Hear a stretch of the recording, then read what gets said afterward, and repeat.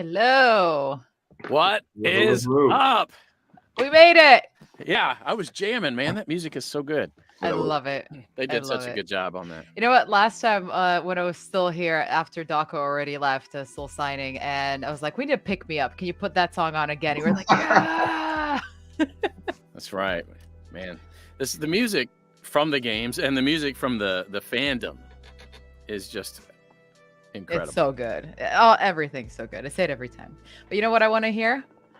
I want to hear where everybody's from, because we did that a little bit last time. So in the comments, chat, where's everybody from? Let's see. It's a bit of a good crossover time for Europe versus Seattle, US, and all right, we got Pennsylvania, Seattle, England, Seattle. Woo, England. I like to know the England. time. Oh my gosh, Michigan, Kuwait, Louisiana, Lake Charles, Louisiana, Lithuania. I saw Lake Charles, Louisiana. I used to live Czech there. Republic, Latvia, LA, Finland, oh my God, Slovenia. Hey, Ooh, Finland. My hood. So what time is it in Finland right now? I like to know the time zones. I think it's 3 o'clock for me, so I'm guessing. No, it's 2 o'clock for me. So 9. 9. 9. I say 9. 9 or 10 Saskatoon, PM. Saskatchewan. Cameron, Mexico. Is he saying he's from Cameron, or is he saying I think it's just yelling Cameron? Or maybe he misspelled it and he's from Cameroon. You know, yeah.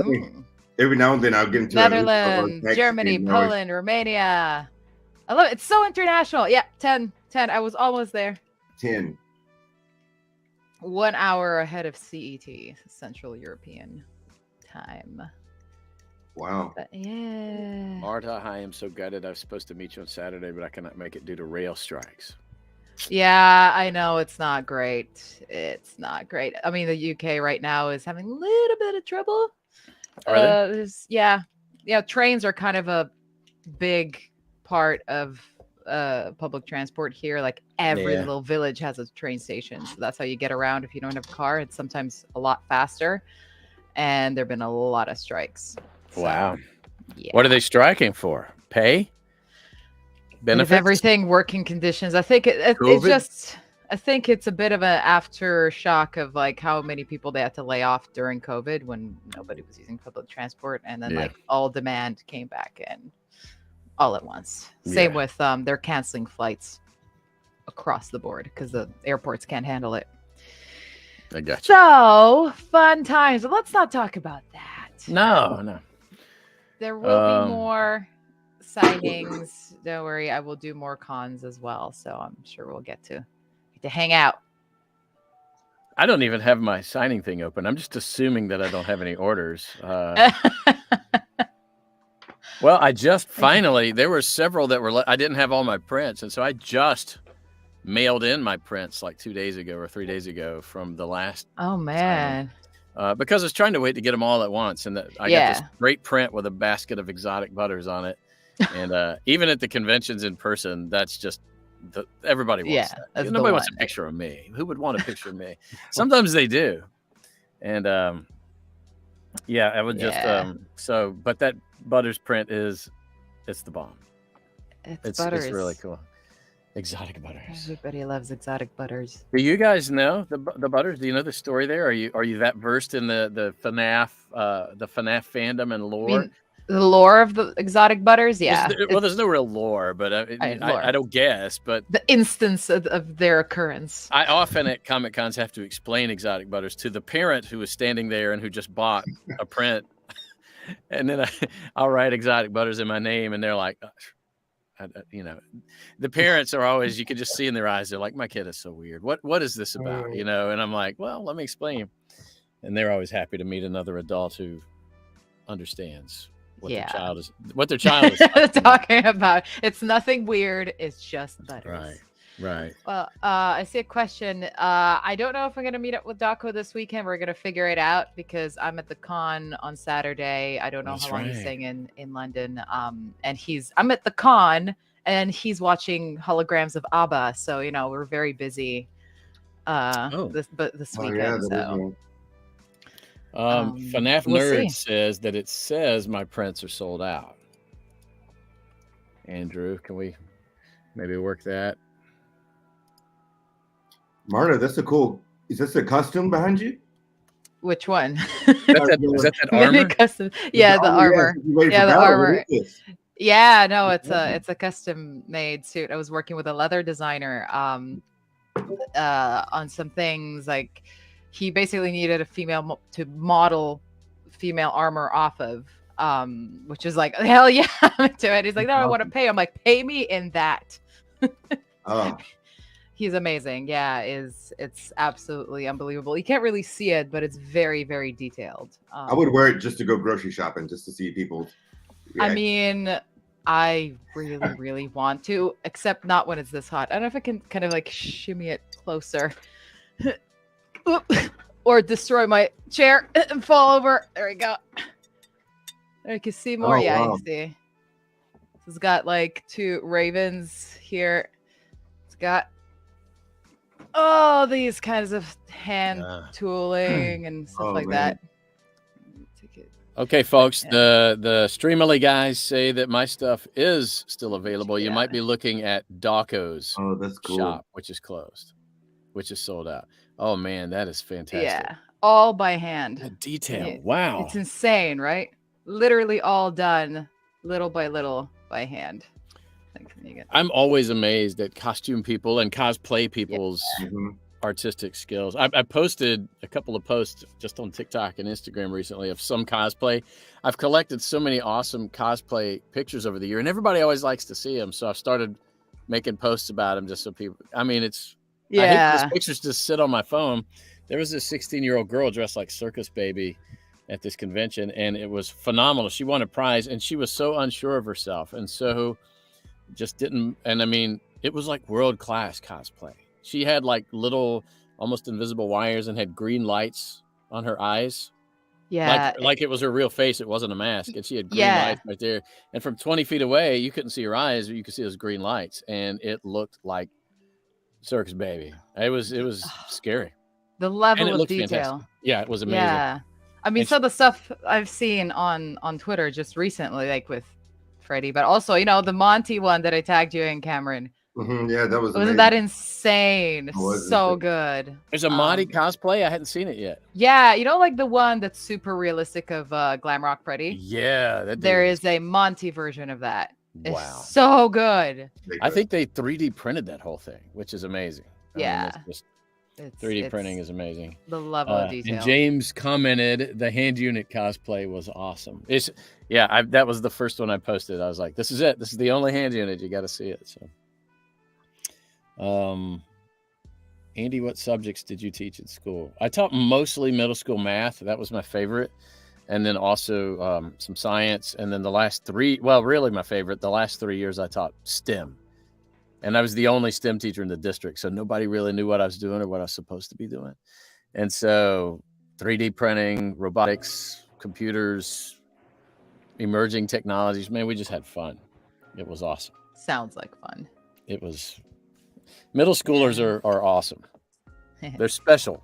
Not everybody is cut out. Excitable. Not everybody's cut out to teach, 13 to 15-year-olds, 12 to 15-year-olds, but they're a special breed of person. Yep. And they're real people. Great, thank you. Yeah. Do what? I was just telling Gracie, she asked me twice how my day was going. I don't want to ignore you, Gracie. My day is great so far. Thank you. Nice. All right, shall we? I have a VIP order that slipped the queue last time, so I'm going to sign this one for Aaron. I just got one too. RAN. I just do it. I got to get my prints out. Get my box of prints out here. There you go. Like you're using a spaceship. Me? Yeah, that's the room. Looks amazing.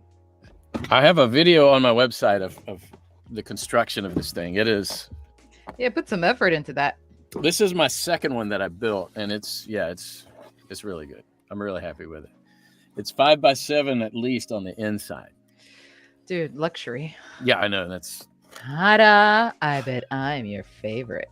So the amount of times I put that on a print. It's extremely narcissistic. That's the Butters print right there. Oh, I love it.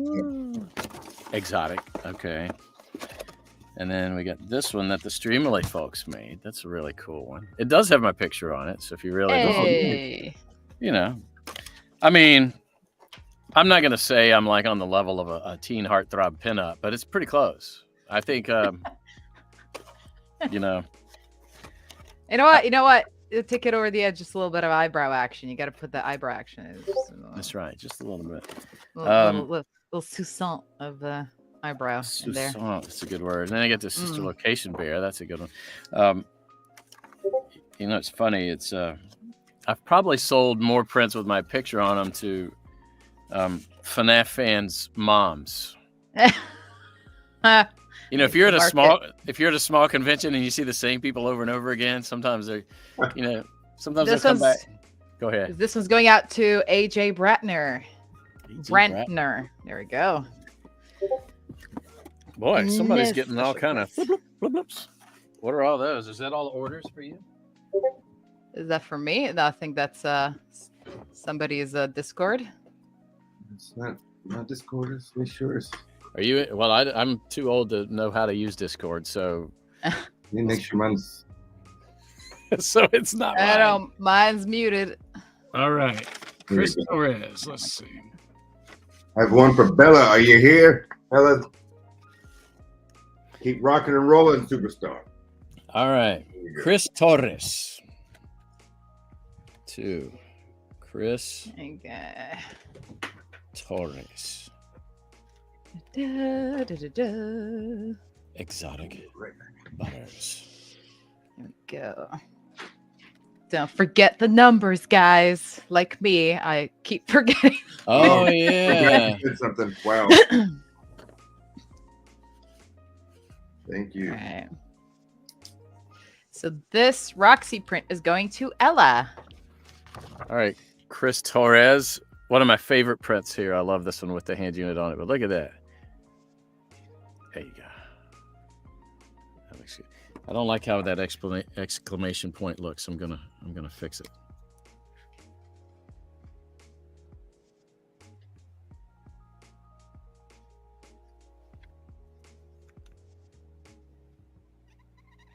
This music is so chill. All right, Chris Torres. How's that look? With a better exclamation point there. I like it. All right. Ready to go. Ella. Here's one on the bottom right as you requested. There we go. Roxanne is so cool looking. And no, when I saw the design the first time, I was like, yes. She's so cool. Love it. I got a trio for Carlos. A trio. Trio. It's all 3. Ta-da. Nice. Trying to not have it reflect. There you go.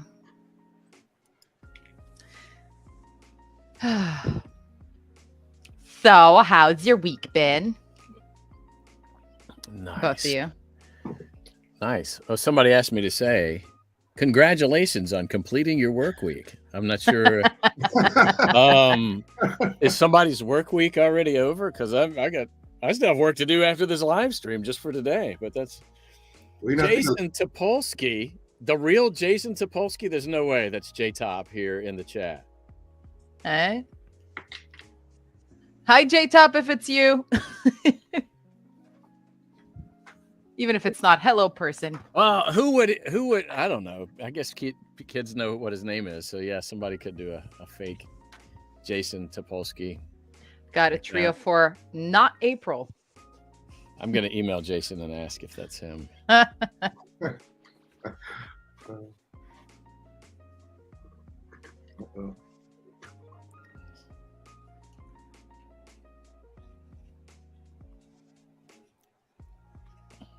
Let's see. Ta-da. Or I'm just going to text him.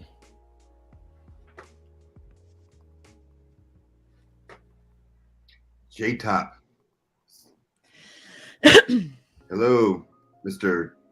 No, why is Gregory brutal? I don't know.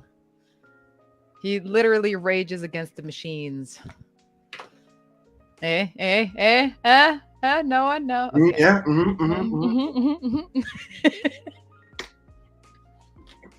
Don't hate me for that joke. Please don't hate me for that joke. I want to show you guys my favorite coffee mug. What was that? Me and my dad. Nice. Oh, amazing. Matthew Guajardo. Say, Andy, I don't think I told you this, but Heather was jealous of you and Kellen and Chris from meeting me at LA Comic Con in 17. That's Iron Matt on Twitter. He's probably following all of y'all, but yeah, got to meet Matt at LA Comic Con. Oh, that's man. A cool looking mug. I'm just now looking at the replay of it over on my other screen. I've got live over here and a 5-second delay over here. But there's my mug. This Lord of the Rings nerd. Oh, wow. I like that. The max. I'd have brought a cooler mug, but this is God, that is awesome. So good. One of my sons-in-law gave me a map of Louisiana drawn in the style of the Lord of the Rings map. Oh, I love that. Hanging up in my study downstairs, and it is really. It's so neat because you know all the towns, right? And it's not like, where's Mordor? You're like, I know where everything is. There's Mordor. All right. But here's my mug. Leadership excellence. That is the logo for Army. That is the logo for ROTC, which is the course that trains officers. What does it stand for? ROTC is the Reserve Officer Training Corps. Sorry, that's a college class that officers in the Army take to become officers in the Army. Well, most of them, probably 75% of the officers in the Army come in that way. So this one goes out to Kai. Sorry. Kai. Hello, Kai. Hi, Kai. Hey, Andy, can you say my name? My name is Trasi. I don't know how to say that. I'm kidding. It's Tracy. I was looking for the spelling. Like, what are you saying? Question to Andy: what's your favorite game mode in Star Wars Battlefront 2? I know you said you liked it. I play co-op with my wife, not online. So we just get in there, and I set everything on so easy. Like all the bad guys die if you hit them once, and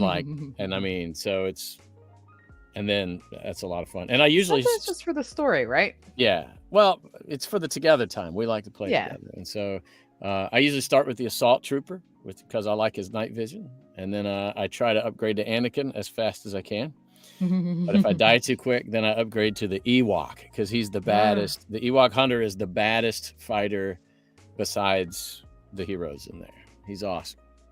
It's going out to Darius. People like to get me to say things, but I'm always scared they're using them for their own productions, and so.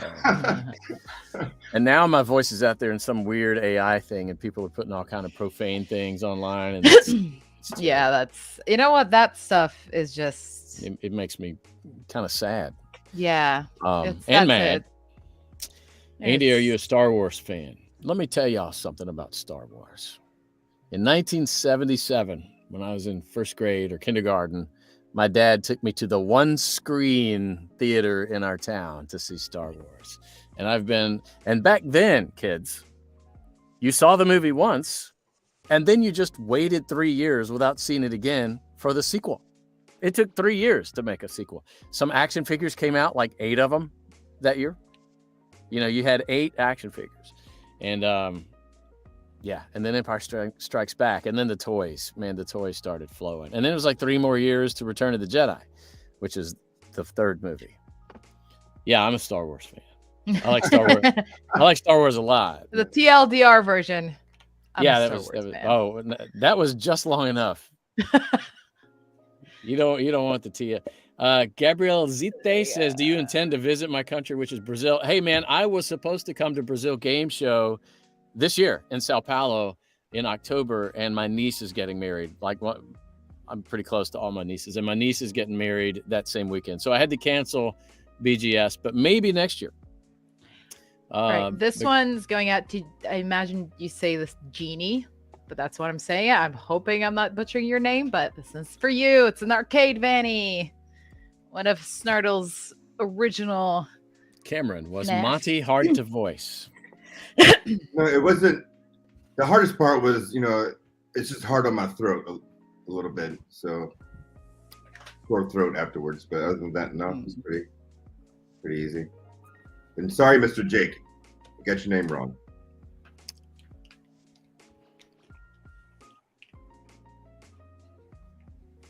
Yeah. So I think J-Top is telling me that is him.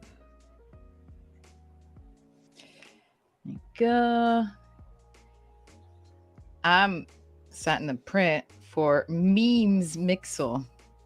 Love it. Nice. Yeah. It's for you.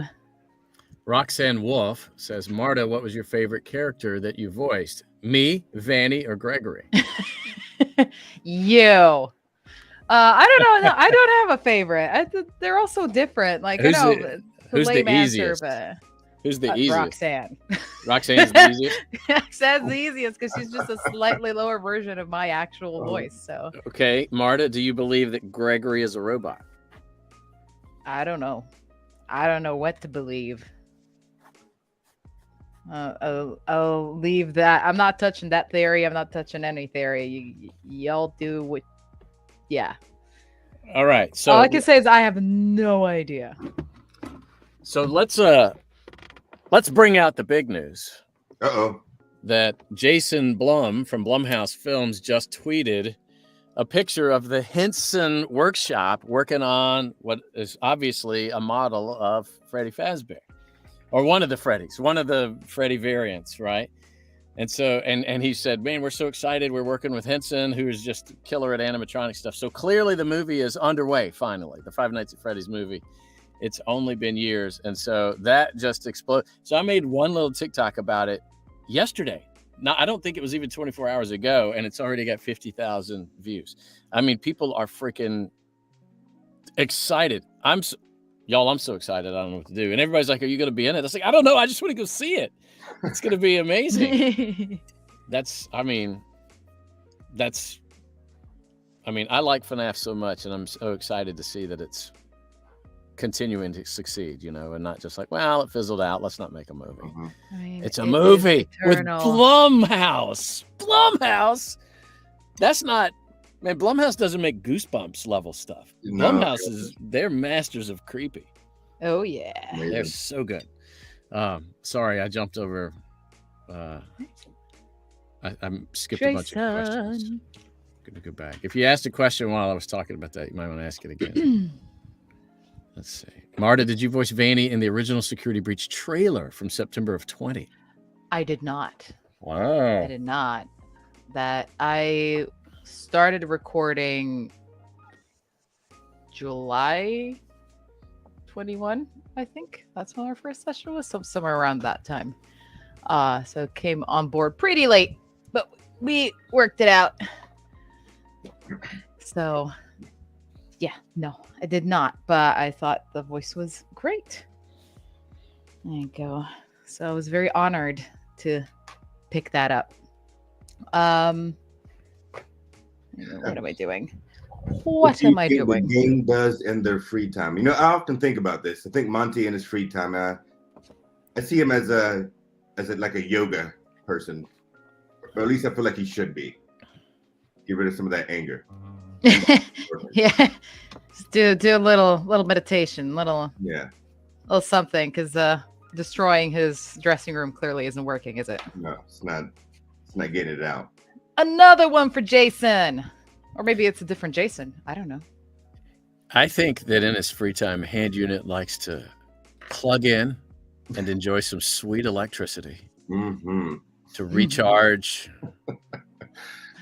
I wish I could recharge just like that. No That'd be kidding. So easy. Like, oh my gosh!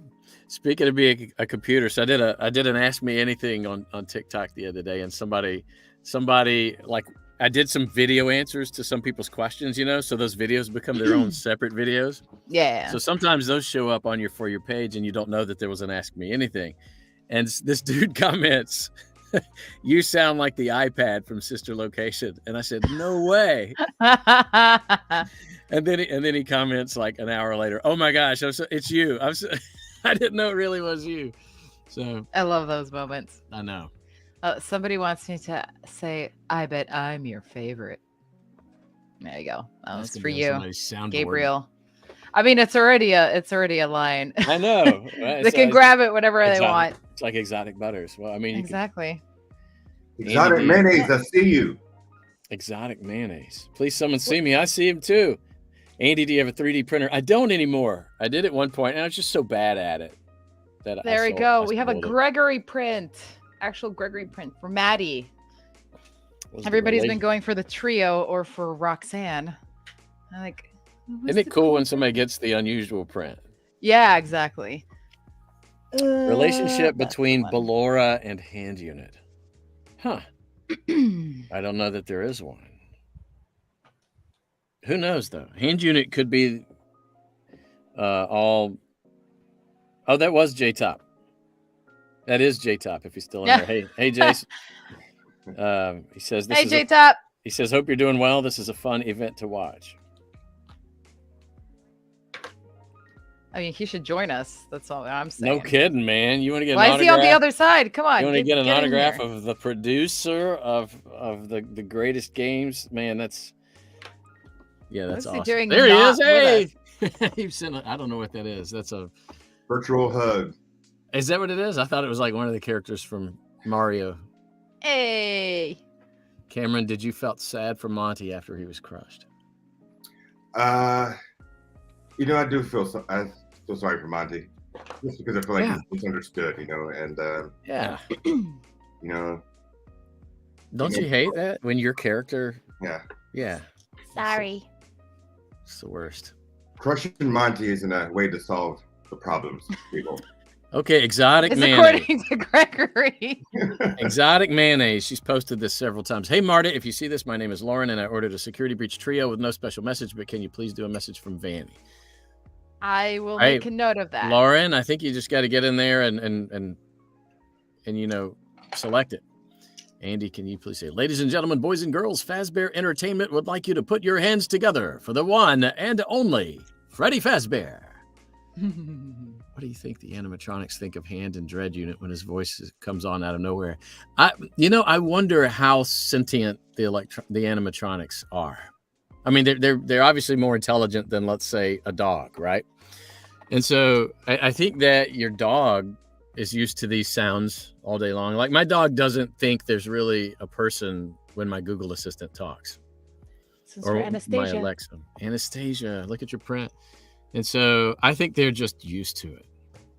There've probably been other players before you who've gone through there, right? Like, you can't be the first person. Like, obviously in Sister Location, somebody named Mike was in there before because his name is stuck on the outside of Hand Unit. What do you guys think in the chat? Is that Michael Afton? Is that Mike Schmidt? Is that somebody else? Who stuck their name on Hand Unit? Nobody. Well, I forgot. There's like a 5 to 10 second delay. Of course, nobody's answering. Somebody said he's Michael Afton. Maybe it's Markiplier. Matthew said. Mike Field. What? Okay. Markiplier. My Uncle Mike. Meantime, here's Vanny for Summer. Okay. Let's see. Would any of you act in a FNAF fanverse game? I don't do the fan fiction stuff. For any fandom.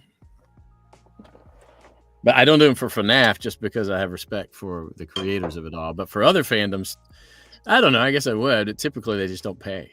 Not well, anyway.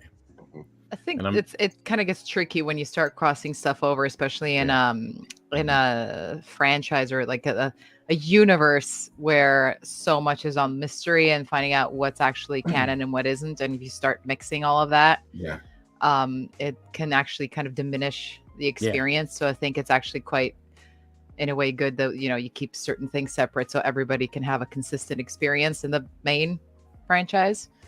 Yeah, that's exactly right. But I did use my Hand Unit voice, which is pretty much the voice you're listening to. I was doing an audio drama. I think it was yesterday. I just posted on Twitter. Apparently, I did this audio drama back in March, and I never knew where it was or what. And then those clients hired me again yesterday for a new audio drama. And I was like, where's the old one? And they told me. And so I put a link to it on Twitter. But it's this company called, the podcast is called Parabola, but they're doing this weird science fiction podcast. It's really cool. And yesterday I got to play like 4 roles in this audio drama. I was like a stagehand, a director, a game show host, and then the fourth voice was automated voice, like of a car wash. And I was like, I just want to tell you guys, I've got an automated voice, but somebody's probably going to recognize it. And they're like, what do you mean? I said, well, I'm in this video game. And they're like, no. And so we're sitting on Zoom, and there's like 5 people in there, and they're like, no way, my kid's a huge fan of that. So after we got done with me being the car wash voice, like, please insert your credit card. Let's go to Patrick. Hey, Patrick, you got a cool autograph there. Lots of text. Somebody said, having fun yet? Sorry. Somebody said, well, before we get off this Zoom session, I'm going to get out my phone. I need you to film a shout out for my kid. So if you can't afford a shout out, if you can't get on Cameo or Streamily or anything like that, the best way to do it is have your dad or mom hire me. And then it's free with purchase, right? So that was fun. But it's kind of cool because the guys who produce that podcast are all Spanish speakers. So whenever they have something to say in between scenes that's not particularly to me, they break into Spanish. But I understand. Well, I listen to Spanish okay. I speak it better than I can hear it. And so I'm listening to it. And then sometimes I'll chime in and answer their question. And they're like, oh, we forgot that he speaks Spanish. See, I'm the opposite. I understand a lot, but then when I actually have to say something, I'm like, Spanish is so stinking fast, though. It's literally 20% more syllables per minute. James says, Andy, I use the Waze app and I use your voice. Awesome. It's going to Coley. There you go. I hope that's how you say it. But I'm saying it. I said it. It was the same with Brazilian Portuguese. Like, because Brazilian Portuguese and Portuguese sound very different. Because I used to work for a Brazilian band, and so I just picked up a lot of, and I had a lot of Brazilian friends, so I picked up a lot of the language, and so it was just, I could order a drink or I could swear at somebody because that's what you learn first, of course. Order a drink and swear, that's what you need. Exactly. But I could really understand a lot, and they kept sometimes forgetting that I could do this. So they'd start talking, I'd just reply in English, but they'd all be just like staring like, oh yeah, she gets it. But maybe one day I'll actually be able to speak Spanish and Portuguese. Lexi says, how can I talk British? I said, what? You put a glottal stop on that T and you go British, and there you go. Now you're British. I was talking with one of my voice actor friends, Galena, this weekend, who talks like that. She's British, and it's hilarious because she doesn't look like it. Her little voice. That sounded oddly Australian there. Well, I'm terrible at really most accents. Like, I was auditioning for something today, and then I noticed they wanted a British accent, and I was like, no. Mm-hmm. I just forwarded it on to one of my British friends, and I said, But it's kind of I get kind of a good accent coach will get you. We'll get you there. I think so, and I just need to put forth the effort because I'm okay at listening and studying, but there's probably 20 or 30 things you need to know and remember and consistently implement, because it's not just the sounds. You have to understand the culture behind it and which British accent you're actually going to learn. Is it even with received pronunciation, which is like the one that people are most used to hearing internationally? Yeah, that's the Hollywood. You have RP for short, received pronunciation. So RP, you've got modern RP, and then you've got heightened RP, and you've got, I think there's a third version, and it's not even a real accent. It's a made up accent for people who are educated to speak more clearly. It's not one of those organic ones. So there's like all kinds of weird things to do with it. I live here and I was having real trouble picking it up. I just got with a coach, just like, hey, sort me out. We have a made up accent in America, especially in in productions. It's called transatlantic, which yeah. Sometimes you see that in specs for things, and somebody in Europe is saying transatlantic and they don't know what they mean. They mean on the other side of the Atlantic. They mean American. But transatlantic is the fake accent that we developed for TV and radio dramas like back in the 1940s.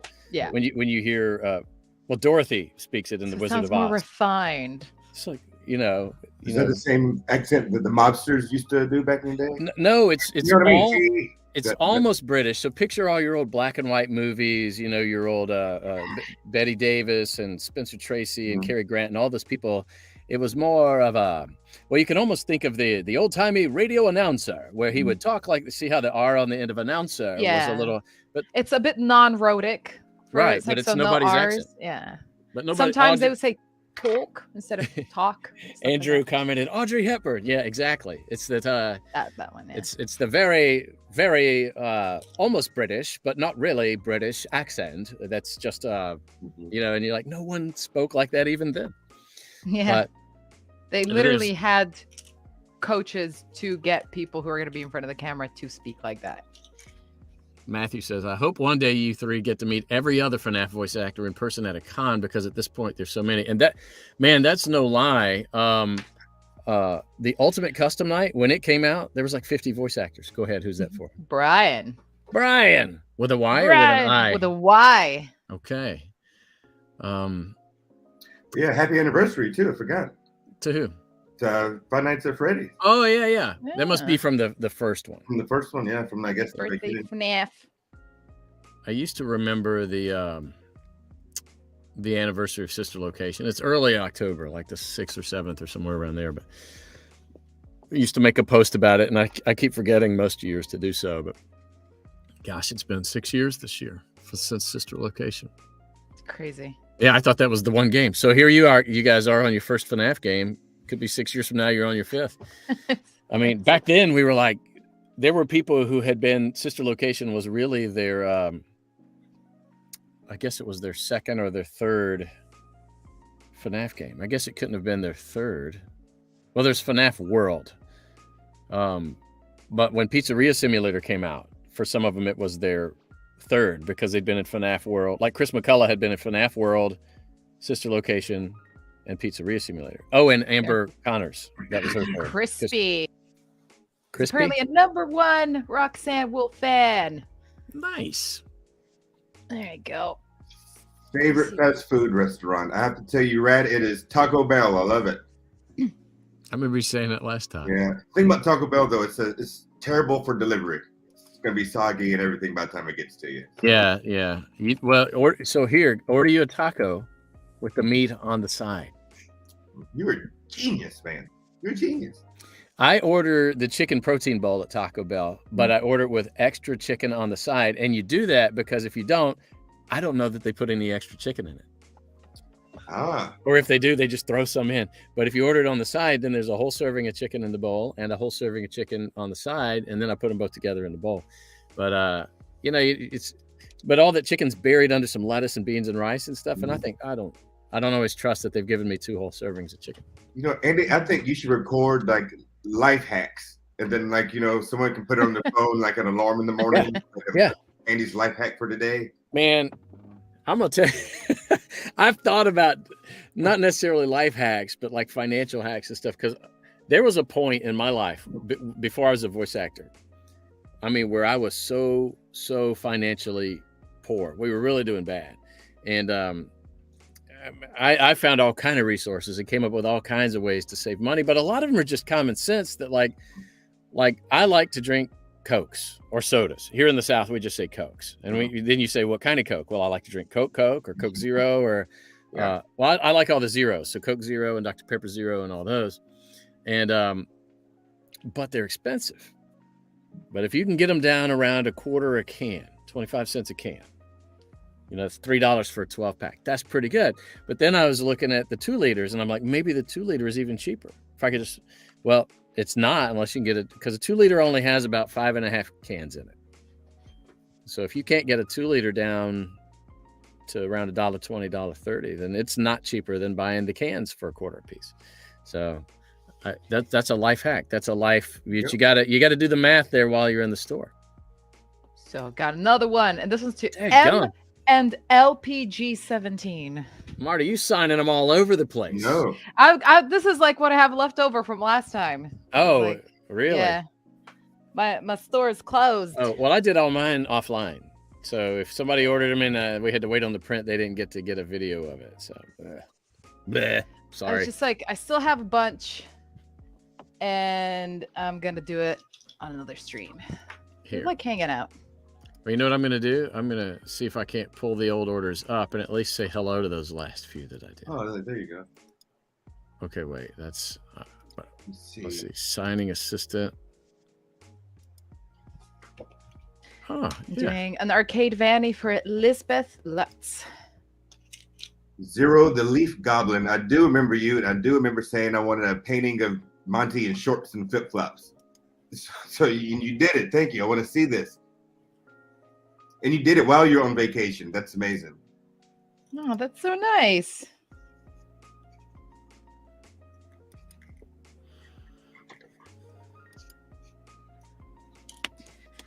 Ta-da! I'm bringing the silver back out. That's right. Not playing around anymore. Favorite Premier League football team? I know I'm going to jump on the bandwagon here, Mr. Jake, but it has to be Leeds now because American coach, 2 Americans on the team. I'm sorry, and they play on Saturday, and I can't wait. I have to wake up every morning to watch it. You know, like, I'm in an area where there is a stadium, and every game day is just insane. And I'm not into football, and it's like I still can't quite comprehend. Like, I can't connect to that kind of fervor. Man, you know, I wish I live right beside the Cubs stadium in Chicago, and I'm not a real big baseball fan, and I get the same feeling sometimes. And every time I walk past it, I wish it was a soccer stadium. I wish I wish I could just hear that crowd. So I'm a big college American football, not soccer football, but I'm a college football fan because I live in the South, and in the South, we like college football a lot, right? And there are some people who don't get enough out of that doesn't scratch enough itch, and so they like pro football too. Mm-hmm. And, you know, Northerners up there where you live, people love pro football. I know they love the Bears up there, and the Bears and the Bulls and the Sox and the Cubbies, but the Hawks. But down here, I'm in Louisiana, and I'm not really that big of a Saints fan because I don't care anything about pro football. So I get it. So people who are just like nuts over the Cowboys or nuts over the Saints, I'm like, I don't get it. Who's your college team?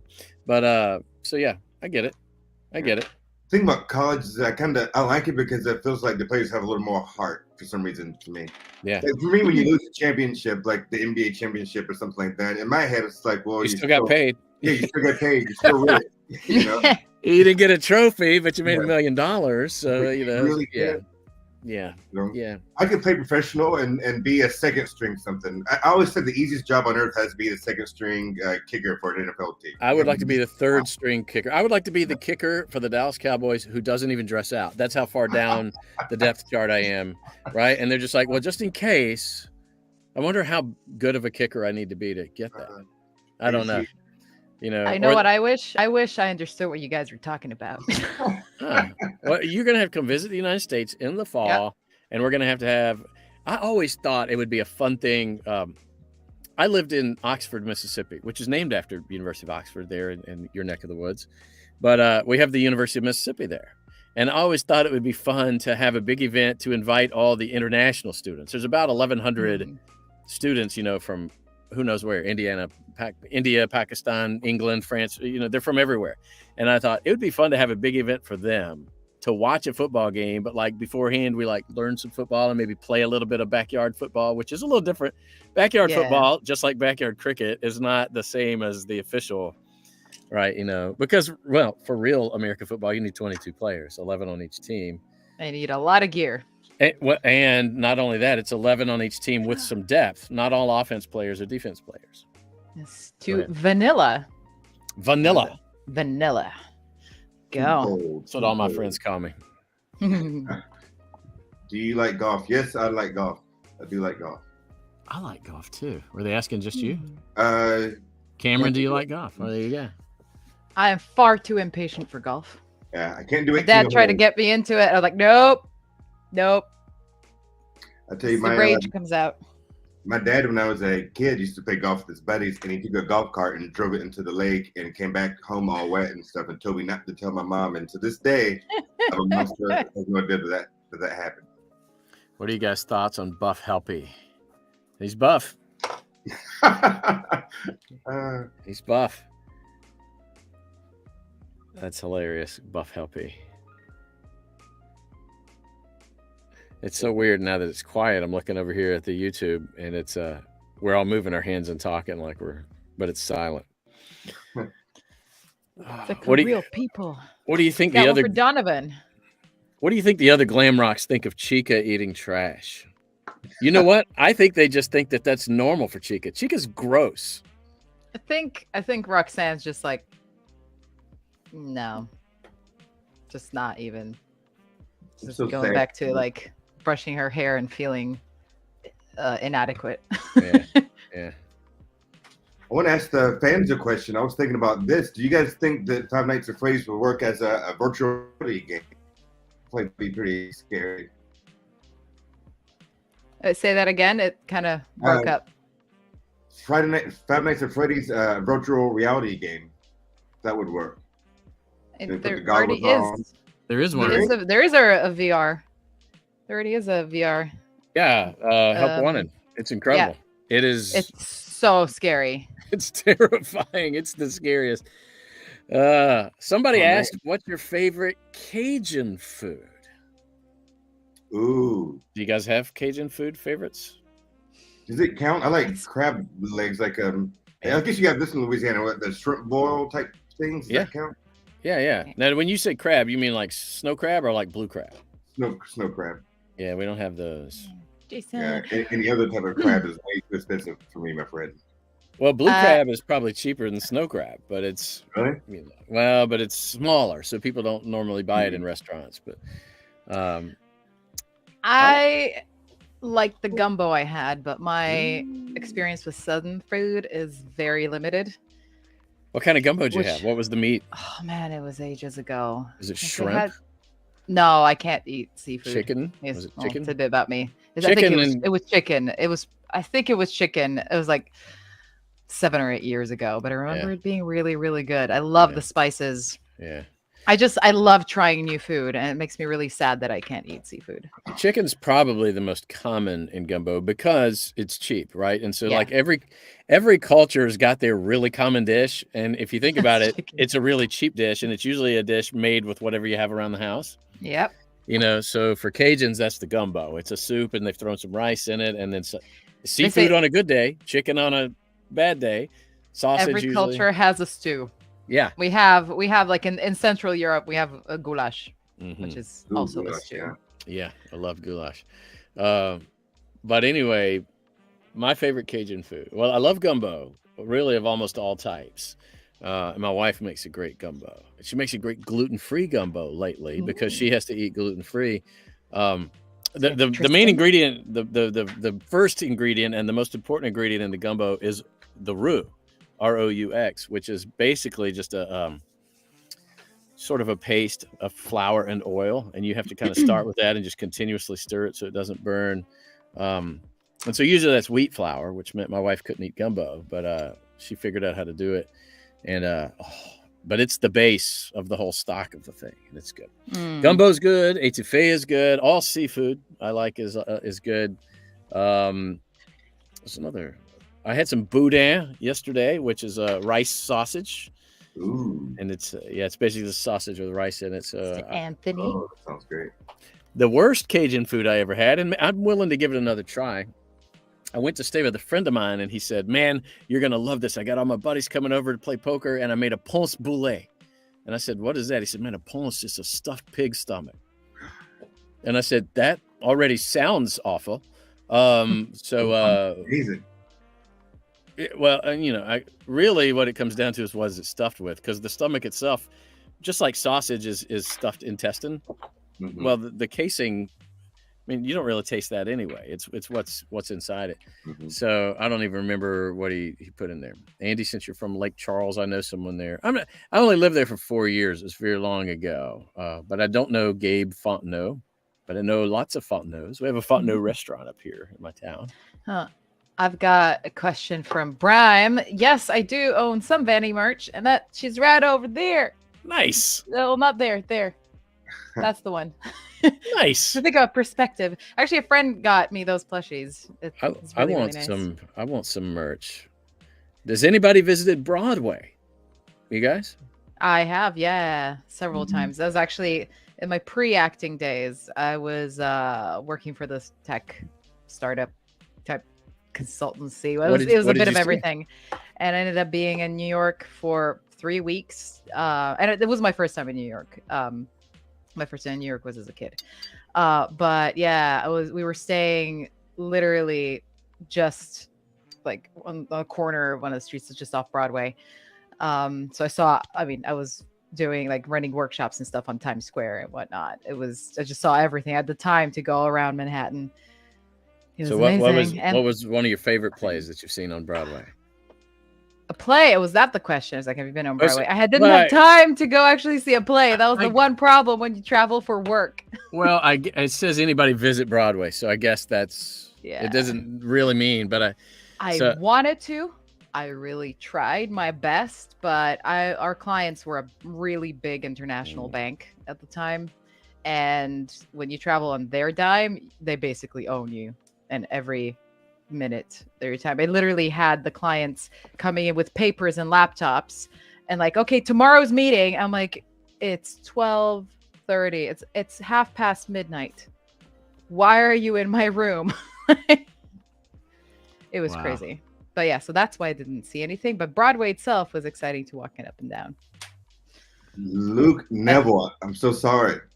Oh darn, I went downstairs and missed my one being signed. Laugh, mine was vanilla. We all saw it though. We did. Wait, let me find it. I can still find it. So Cameron, there it is. Have you gone to Broadway? Vanilla. Yeah. There you go, Luke. I have not been to Broadway, but if I did go, I played in the past. I would have loved to see Lion King. Oh man, I want to see Lion King. I was hoping to go to New York again this year, and Lion King would have been. But man, tickets are like through the roof. Mm-hmm. I went on a field trip to New York in 9th grade, so I was about 14, I guess, from Louisiana. It was quite a field trip, and we saw cats. Ooh, but nothing is impressive to a 9th grader, right? I can look back on it now, and it was pretty cool. But as a 9th grader, you're just like, okay, that was cool. But then 2 or 3 years ago, I was at Liberty City Anime Con, one of my favorite conventions, and I think they've shut down since COVID. And I went and saw Aladdin while I was in town. Oh, I would have loved to see that. So good. Amazing. I mean, it was just, I couldn't believe how good it was. Yeah. And I splurged. It was special for my wife. We got front row seats, and, so I could stand up and look right down in the orchestra pit, I'm a band geek, so that was fun. You know what was amazing here? They brought over some of the original cast, like the recent Broadway run of 42nd Street. Ooh. And it's such a classic American musical. And they had it here was unbelievable. It was so good. All of it was so good. I'm so happy. I took my parents to see it, and we were all just like, and my parents have seen stuff. They're very, very worldly people. They're well traveled. They're very difficult to impress. But yeah, that was something else. You just don't see stuff like that every day. So Andrew just said they had Jonathan Freeman, who plays Jafar. Oh yeah, I'm looking at his picture playing Jafar now. Wow, that doesn't even look like him at all. But they had him on a live stream last week. Neat. There you go, Zoe. Trio for you. Have any of you ever visited Florida? Yes, when I was 9, 10. There you go. I have. It's been a while. We've been a few times. Been to Disney a couple times, and I think, as a kid we went. I don't know. I've been to Panama City Beach and partied kind of hard there when I was a young man, and a few places up and down the Panhandle there. Mhm. I would Roxanne, the Fox Bear, can I wish you a happy early birthday? Happy early birthday, Roxanne. I hope you have a million more. Do you like dinosaurs? If yes, then what's your favorite dinosaur? Ooh. Loch Ness Monster is my favorite dinosaur. I believe that it is one. And I believe that it exists. Yeah, first off, this is to Chuck. Yep. And Roxanne for you. Don't make me pick a favorite. I don't like picking favorites. I do have a soft spot for a Triceratops. They're just so cool. I'm a Stegosaurus type of guy. And technically, you could say crocodiles are modern dinosaurs. I don't know. I hear people saying that. I don't know if that's. I mean, I got alligators here, and they haven't been altered, like through evolution. It hasn't really evolved beyond that form for a very long time. So I guess it's as close as we're gonna get. I believe the Loch Ness Monster is a plesiosaur. I had to look up what kind it was. Plesiosaur. I think it's still there. Yeah. Well, I mean, I don't know if it's still there, but I mean, the Loch Ness is huge, and all these people, say they've seen it. Could be. So, I mean, it's not like a little neighborhood lake, and it's I don't know how big it is. I'm looking at a map. Where's Loch Ness?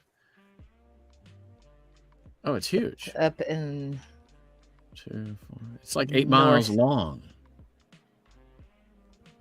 I don't know. It's not as big as I thought it was. No, it's not. It's not that enormous. No, I thought it was like the size of like one of the Great Lakes or something. But no. But I mean, it's not a pond. The locks aren't that big. They're sizable, but. Wow. Yeah, I don't know. I would like to go visit. You guys been to America? No, I haven't. I don't know about Andy, but I don't believe I've ever been to America. Yeah. No, I've never been to America. Hey, somebody said Pensacon. I have reached out to Pensacon a couple times, and I haven't. Sometimes here's the deal with Comic Cons, and I got pretty good at reaching out to them and all this stuff. Is so the Five Nights at Freddy's fandom. Everybody is no secret. Who's that for? Landon. So the FNAF fandom is no secret. The age is fairly young. I mean, there are some 30-year-old Five Nights at Freddy's fans, but we all know that's unusual, right? Now that Sister Location's been out 6 years, I mean, we've got some mid-20s fans, but a lot of them are teenagers and early 20s. But convention directors are usually a little bit older than that. They're 30 to 40 a lot of the times. And so a lot of times they just don't know that FNAF is a thing because, they were in college or something when FNAF came out and they just weren't paying attention. Kind of like I don't know much about the Power Rangers because I was in my 20s when the Power Rangers came out and I just wasn't into Power Rangers. So a lot of times it's difficult to convince a Comic-Con director that FNAF is big enough. Who's that one for? It's Noah. So yeah, it just it's hard to sometimes convince them that FNAF is big enough to bring in a FNAF guest because they have to pay for us to come. They have to pay for our travel and our hotel room, and sometimes they pay us to come if it's not a very big convention and you're not, I don't give them a whole weekend to something. Just to sit around at a table, so sometimes it's they have a little bit of a budget to spend on that. What did you think of the new Minions movie, Andy? I have not seen the new Minions movie. I almost never see anything. Yeah, you guys want to hear? Okay, Marta, Cameron, you want to hear something embarrassing? Oh yes, I do. I've never seen any of the Jurassic Park movies or any of the Pirates of the Caribbean movies. Oh no. None of them. Do they not have electricity in where you live? I just got busy. I had kids and life. At one point I was working 4 or 5 jobs and just got busy. What are you doing now? What are you even doing here? I open another screen right now. Grab your phone. Grab your phone right now, young man. And you go watch Pirates of the Caribbean. Oh man! Right now, I'm watching it right now. Wait, is that Johnny Depp? No, I'm kidding. The first one, actually, I don't care about the others. Is that guy from the Amber Heard trial? No, I'm just kidding. That's no. Not going there. No, but anyway, the first movie. Forget about all the sequels and stuff. The first movie is very much so you got to remember that when I do get some free time, that's family time. That's me and my wife's time, or several years ago, it was me and the wife and the kids' time. So everybody's got to agree, right? I can't just say to my wife, "Hey, I know I haven't seen you all day, and I know that we want to spend time together, but I need to just go spend 2 hours by myself watching this movie that I think is important for me to see." Jurassic Park's a family movie. And Pirates of the Caribbean is a family movie. That doesn't mean she wants to see it. So there you go. I can almost never get it. Like, I can almost never get her to agree to watch a cartoon. She's like, I just don't want to watch a cartoon. She's one of those grown-ups that doesn't understand that cartoons are really, really well made and really good stories. But she also, like, when we're having to decide on a movie to watch, we kind of have to go back and forth because she doesn't necessarily want to watch an action movie or a comedy, which are my kind of favorite movies. Mm-hmm. And she wants to. Here's what's funny with my wife. She will pick a movie out on Netflix, and Netflix will say, "This movie has got great ratings. Look how good it is." Well, of course, Netflix says that. Netflix isn't ever going to say this movie kind of sucks. Nice. Who's that for? It's supposed to be Zaki or Zachi. Zachi. There you go. And they actually got this. This is take 2 because apparently their original one got lost in the mail. No. So hopefully this one makes it to you. Yes, but anyway, sorry. I'll look up a movie's reviews on IMDb or Rotten Tomatoes or whatever, and I'll be like, "Baby, this movie's got like a 5.1 on IMDb. This is really not a good movie." and she's like, "Why do you have to ruin everything?" I said, "Because I don't want to spend 2 hours watching a crappy movie." And she's like, "Well, it's not a waste. It's time that we spent together watching a movie that maybe has a good story." I'm like, "Look, the critics didn't like this and the fans didn't like this. It doesn't have a good story. We're going to watch it and I'm going to go, this is awful." Michael says, "I was in New Orleans, Louisiana back in December. They literally had the best food. Also, I'm applying to Tulane this fall. Tulane's a good university." Oh, yeah. That's awesome. I don't know how to say this name. Sai, I don't know, but this one's for you. Xai. I think it is hi. Hi, okay. No, I think it is hi. I don't know, but I hope you like it. Could be shy. Maybe the Chinese could be a Chinese pronunciation. Question for everybody: what countries have you visited? Oh, Marta, I got to hear this. You probably got 30. Dude, 30 under 30 was just not a challenge at all. I had like 30 under 20. We traveled a lot growing up. My parents were very much into that. Luckily we also had the means to, and in Europe, countries are small. Like Europe's the size of the US roughly. So, like for us, I grew up in a country where the capital city is right in the middle, and that's where I grew up. So you drive 2 hours in any direction and you're over the border. So yeah, I've been all over Europe, like more countries I've been to than not in Europe. I've been to the States, obviously multiple times, Canada. The place I've never actually been to is South America, which is next on my list. But I've been kind of all over. So more interesting, I think, for you, what states have you been to? Oh, what states? Let me think. In the United States. I mean, lots of countries have states. I just want to say one of my favorite trips of all time was actually I went to China for the 2018 Olympics. Because you might not know this, my family, especially my dad's side, was heavily involved in with the Olympic Committee in Yugoslavia back in the day. My uncle actually represented Yugoslavia in C2 canoe, like whitewater canoe. Neat. So yeah, it's crazy. And so because everything came together, we did a little expedition out there, and that was surreal how everything was organized, and see sort of the Bird's Nest Stadium and all that, and it's full glory. But for states, to go back to your question, let's see, California and New York State are obviously one. So I've been to Florida, Arizona, Nevada, because there's conventions, like conferences and stuff in Vegas and all that. Let me think. Is there anything else? have I been to any of the other states? Oh yeah, no, I've been to Oregon. I think that might be it. I might be missing something, but I think that's it. Interesting. That's kind of that. Yeah. No, I used to work for a company that was also headquartered in Oregon. That had fantastic time in Portland. It was so much fun. Cameron, what about you? Where you been? Back. What countries? No, nothing that big other than like Canada. I am planning a trip in September though to Europe. Neat. Oh, where are you going? We're not sure yet. We're gonna find a place and then just go from there. Maybe train it around places. I want to go to Switzerland. Is in my bucket list. Yeah, man. I'm planning on retiring and dying in Switzerland. So beautiful. So. Yeah, it's gorgeous there. The mountains, everything. To be honest, you can't go wrong with any of the Alpine countries. I recommend Slovenia because it's beautiful and it's quite cheap to travel in. There you go. This one's for Hannah. Like to see that. Hannah. And so it's funny.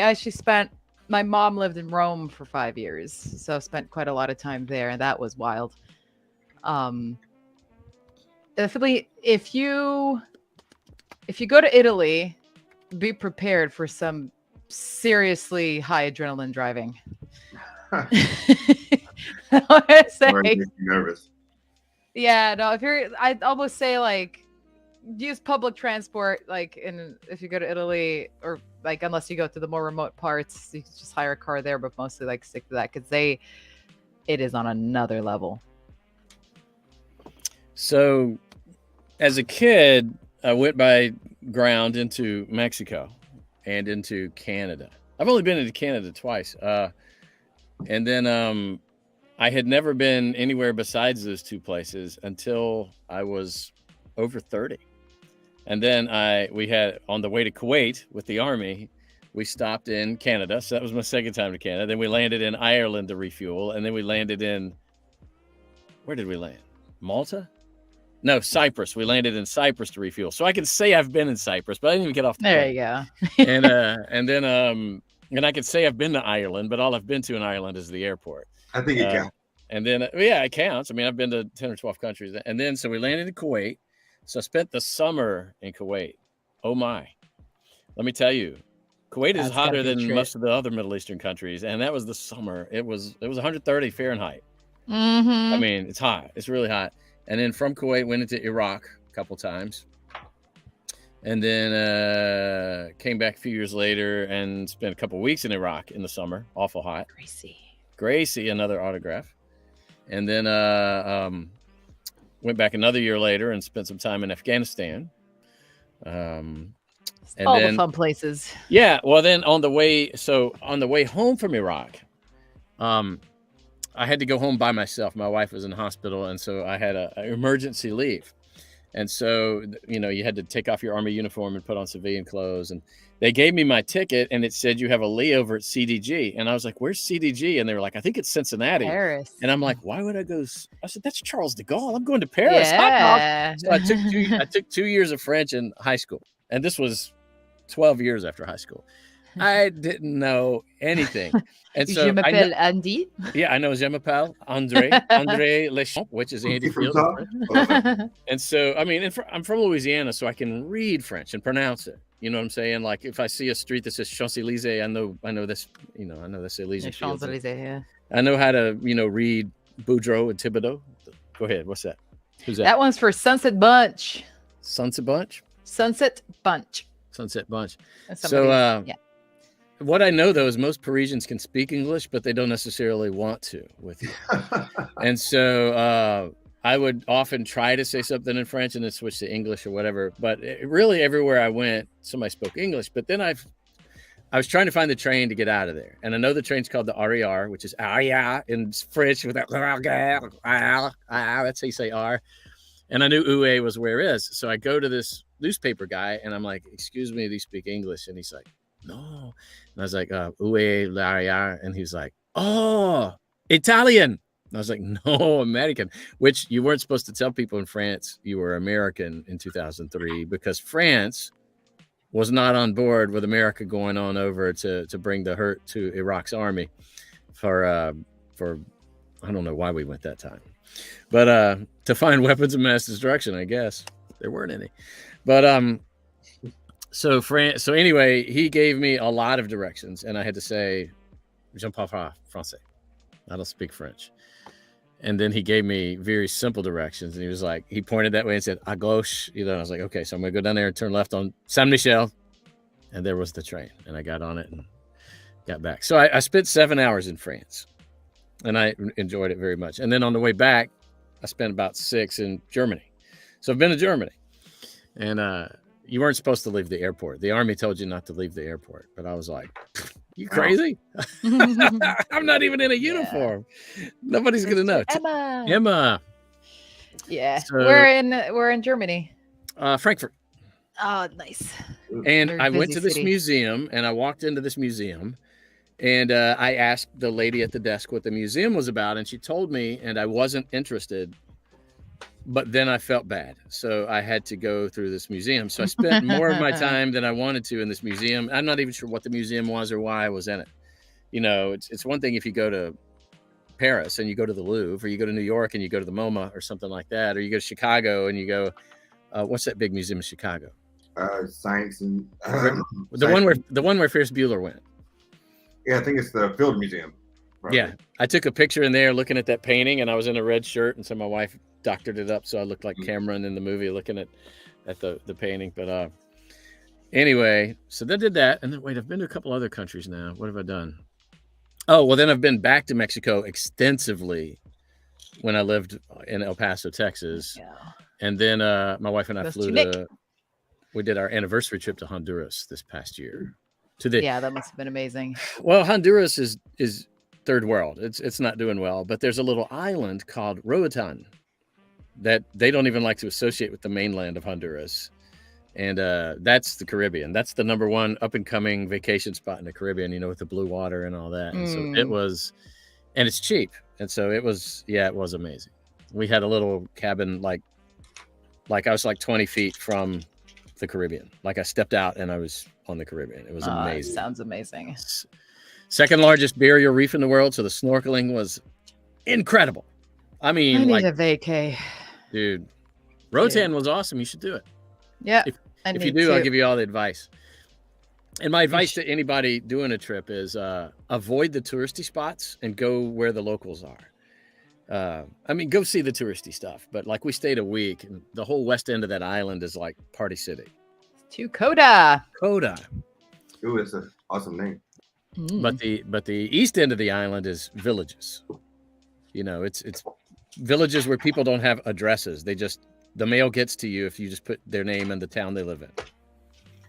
And that's the place to go to see the world. Yeah. That's true of Slovenia, wouldn't you agree? There's some cool things to see, but it's really much better to get out there where the people are. Yeah, it's true of everywhere, really. I mean, to be honest, Slovenia is currently overrun with tourists. I have not, really? You know, it's crazy. Like that whole area, growing up, like, you know, everybody's like, oh my God, I'm going right now, especially in the UK. They're like, oh, darling, I'm going on holiday in Croatia. It's so fancy. And I'm like, to me, that doesn't compute. Like, I know it is. And now it is, because they've built a lot of 5-star hotels, you know, because the Game of Thrones. And also even before that, even as I was growing up, I remember like super yachts started showing up on the horizon. But the Croatian archipelago and that entire area, we were so unknown because we had a horrible war in the 90s when Yugoslavia fell apart. So nobody was coming over, and we'd go, you know, it'd be these cheap holidays, and everybody would drive like the 2-3 hours it took from our house to get to there, you know, to the coast. And that was our summer there. And so it just does not compute that now all these people are coming in and just there's become this thing where, it's really cool that it's booming. But no, I would say definitely the way I travel is definitely like that, where I make time for the main tourist attractions, you know, say, okay, I've seen it. But I love just going for a walk. I mean, there's a sort of bit of a asterisk with that, which is you need to be aware of how safe it is to do so in wherever you're visiting. But to just go for a walk in a certain direction and just try to find my way around. I have a pretty good sense of direction, so I always find my way back. Yeah. But just to experience where like how locals will walk around, what they would see and what they would experience, and just go have dinner somewhere and just absorb the city. It's also something I do because I've moved around a lot. You know, I moved countries a lot, and it's kind of like a strategy for getting settled ASAP is just wherever you are, walk around the neighborhood, just get lost for like 3 hours. I agree. And get your bearings. Yeah. That helps so much to make you feel grounded, or like you have a sense of where you are. Yeah, I love it. Yeah. That's exactly right. Makes everything. I was very lucky actually when I went to Mexico. It was because my parents used to live there in the 80s, so we went back to visit the friends and everyone, and so we had the best guides. Mexico City. Okay. But then we'd go, you know, they would take us they were driving, they'd take us down to Oaxaca and Tasco and all those places. And then obviously Oaxaca, yeah. That's where they make mezcal.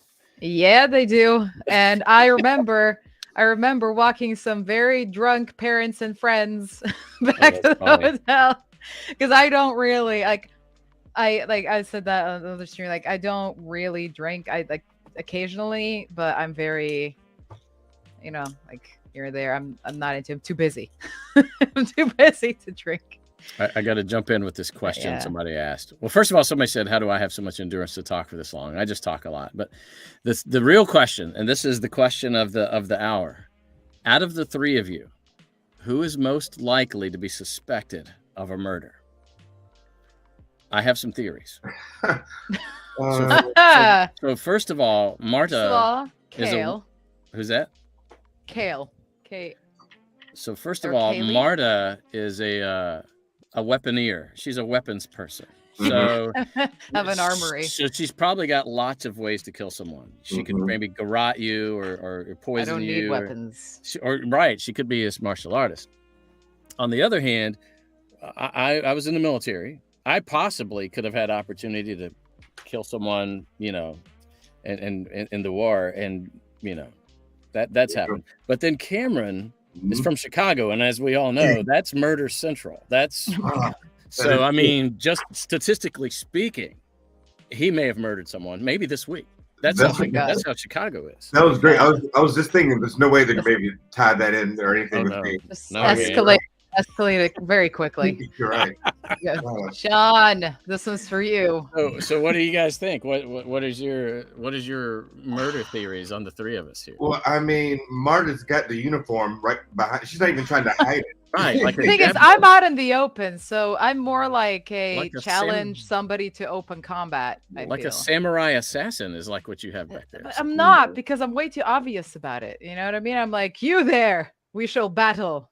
So Cameron, right. I'm gonna go with Andy because he built that room that he's in. Who's to say he didn't build like a little dungeon that he holds? Oh God! It's a silent room too. Yeah. If you were gonna kill somebody, this would be the room to do it. The room to do it. Yeah. So I say, just don't do it. You know, murder someone and then do like a quick voiceover real quick. You know, murder and work. As far as all of you know, I could be standing on somebody's body right now. Right now. Right there. Right now. There could be a body right there. Mm-hmm. And on that note, moving on. On. Cameron, what neighborhood in Chicago are you in? I know neighborhoods are a thing there. I'm in Wrigleyville. I'm right beside the Cubs stadium. When you see a Cubs game, they do like the bird's eye view. You see my neighborhood, my house. Wrigleyville? Yeah. Okay, so I see that. Okay, so my son-in-law is from Mount Greenwood. I'm trying to see where that is in relation. I'm not really sure. Okay, you're up on the north side of the city. Yeah. I think Mount Greenwood is, I don't know where it is. I don't know anything. I'm from mostly small towns. I don't get this whole thing. Here we go. Here's Mount Greenwood. Marta, I need your help with something. Hey, it's down right south. Someone named Jesse Kruger said Cameron is a Chad, and I don't know what a Chad is. I've heard this term before. It feels like that's an insult. All right, I'm going to go to Urban Dictionary. Positive. I'm going to the Urban. It's not. It's definitely not an insult. I think it's a little bit context specific sometimes. I feel like a Chad is they wear Adidas. I'm looking up definitions of Chad in the Urban Dictionary, and It can be rude, but it can also be not. Because I'm wearing a jersey. It's not. Okay. It's not. Yeah. These are not. I don't know whether you should be mad or not. Yeah, a Chad. What's a Chad, people? None of these definitions are right. Well, in this context. Yeah. Another name for frat boy. Yeah. They usually talk about trucks or how jacked they are.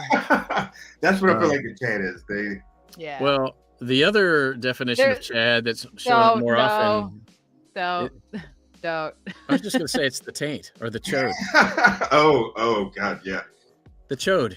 Like Giga Chad. I feel like it's getting worse. Yeah, Giga Chad is more like the Giga frat boy, I think. Yeah, exactly. That's what that's how it is. And sometimes it's I've seen it used in both positive and negative contexts. Well, I was like, don't. I mean, to be honest, like now that I'm in my 30s, it is starting to happen where you just don't have conversations anymore with your friends that have the latest vernacular in it, and you start feeling it like, oh, okay, I'm no longer as down with the kids as I used to be because the 30s now. And recently, I had to look up what based meant. Yeah, that's a new one. Yeah.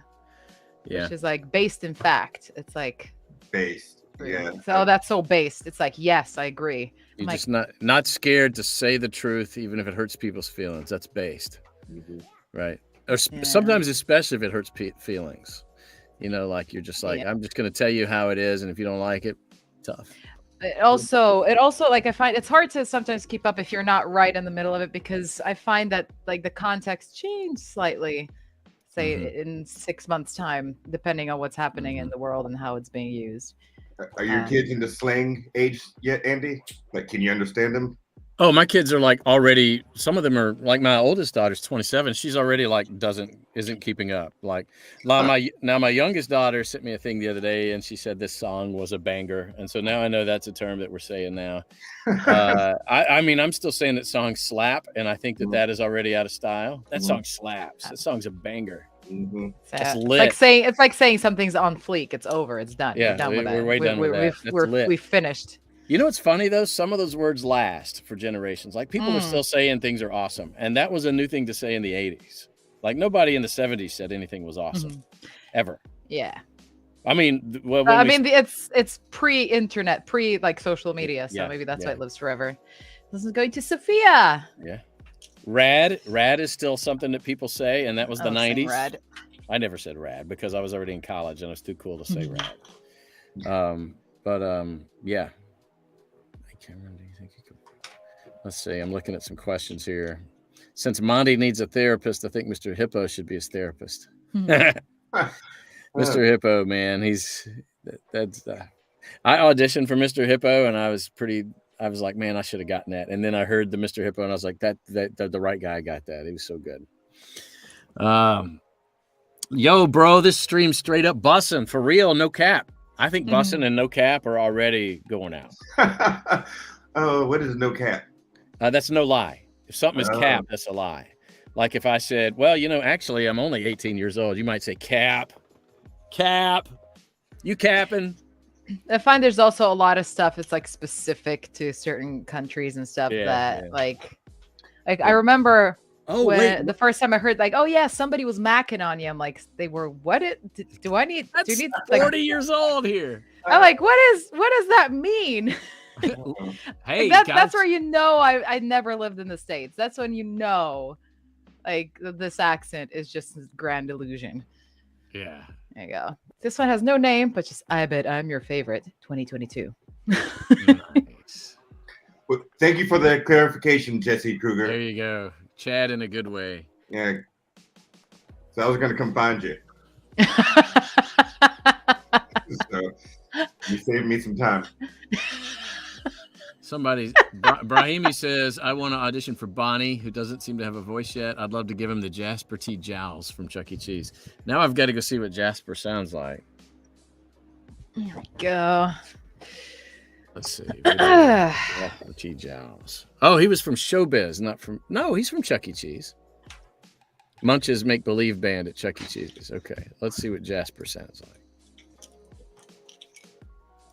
My new favorite word has to be yeet, and I have yet to figure out a sentence to say it in, but I just like saying yeet. Yeah, it's kind of... I've been using it so much. It's embarrassing. A good one. You guys can't hear my sound, can you? This morning, I yeeted myself off a horse. Nice. Wow, are you okay? No, it was deliberate. I'm fine. It's part of the training. I've been doing this stunt riding training. Because why not? No, I do because I ride horses and I wanted to get skills for on camera because I'm starting to do more on camera work and I wanted to get all that sorted out. So if that does come to that point, or if they need somebody to sort of have a featured role as a rider, I'm like, and it's funny because the suppliers, the horse suppliers that I train with, they supply horses for a lot of Netflix productions like Bridgerton, and they work on The Witcher, and they work on a bunch of other really big stuff. And so it's funny because sometimes I won't recognize some of the actors. Like I have to go look them up, but I will recognize every single horse in there. Oh, that's cool. I'm like, yes, that's Mufasa. That's Protos. Yeah, that's Milo. That's Assassin. That's neat. Yes, it's really funny. Don't Christopher Reeves yourself, Marta. No, see, everybody, I don't know why everybody has to say that though. Every time I say to somebody anywhere, it's like universal across the world. I say, oh yeah, no, I ride. Everyone's like, oh, but yeah, Christopher, Superman. I'm like, well, Superman was when he had the accident, right? It wasn't just like that. He was doing something called eventing. And he started riding actually quite late in life. And then went into the most difficult, I guess, sort of area of riding, which is eventing, is where you have to do dressage, show jumping, and cross country. You have to do everything. And cross country are these huge sort of natural obstacles that don't collapse. Like if you think in show jumping, if the horse touches the pole, it falls. So you're not like, so it can still find its feet. Mm-hmm. In cross country, it just trips and falls over, and it could fall on you. And that's where most deaths occur, like most big injuries. It's in cross country stuff. And he was doing that at a really, really high level. So they were big jumps, like the big risks. And so he took those huge risks and had the accident. But there's a big spectrum of stuff before that. So it's just one of those things where I'm like, it's just universal. Besides, I've done a lot of training in falling. Like roll a certain way, like yeah. Like it's not just off a horse. Like I've had actually quite a lot of stunt training. I did some stunt work, and yeah, you do a lot of stuff on mats, and then you do it on the ground, like just throwing yourself head over heels onto the ground. And there's like tricks that you just sort of train your body to do. And I've fallen off horses since, like sort of unintentionally, and your body just does that. So chin to chest and kind of like doing that or that if it's appropriate, and just having a little roll and being able to spread the energy of the impact. But the other trick is mentally, if you're gonna fall, it's on purpose, or if it's one of those falls, like if some falls off a horse, you have some airtime. You have some time to think about the things that led you up to this point while the earth is upside down. And the best thing you can do, whether you're trying to fall on purpose for, a movie or whatever, play, or intentionally, but you have time to think about it, is think, I am going to hit the ground. Like I'm intentionally going to hit that ground. I'm going to go through it. Like I'm just going to fight it. Mm-hmm. Because if you do that, your body naturally puts itself into the right position. If you're like, no, and then you start doing that and you break a wrist or whatever, but if you're like, I'm just go right through it, commit right through it. Here I come, ground. That's it. You're a lot less likely to hurt yourself. And any stunt guy will tell you, like when they do falls on breakables, like a breakable table and stuff like that. Like say you're standing up here and you have to do a front flip and land on your back on this table.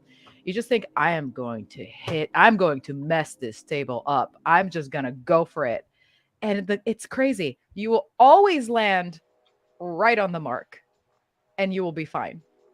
But when you're like, okay, just here goes, you will almost for sure just have a shitty landing. Mm-hmm. Not necessarily break something. Sometimes it's enough to just be in a lot of pain. Mm-hmm. It's crazy stuff. Hard to get insurance. We're in the horse world. If you're doing what Christopher Reeves did, yeah. Otherwise, no. I'm actually a lot more tame. I would not do that. I do not have the guts. I wonder if horses have like consciousness when someone's riding them. I feel like they're like, absolutely. With me. Or like, how long are they going to stay on me today? Yeah, Johnny. They sometimes they don't really think. Put it this way, the difference between animals and humans is that we can imagine different scenarios, whereas most animals don't have that. I think it's called a neocortex.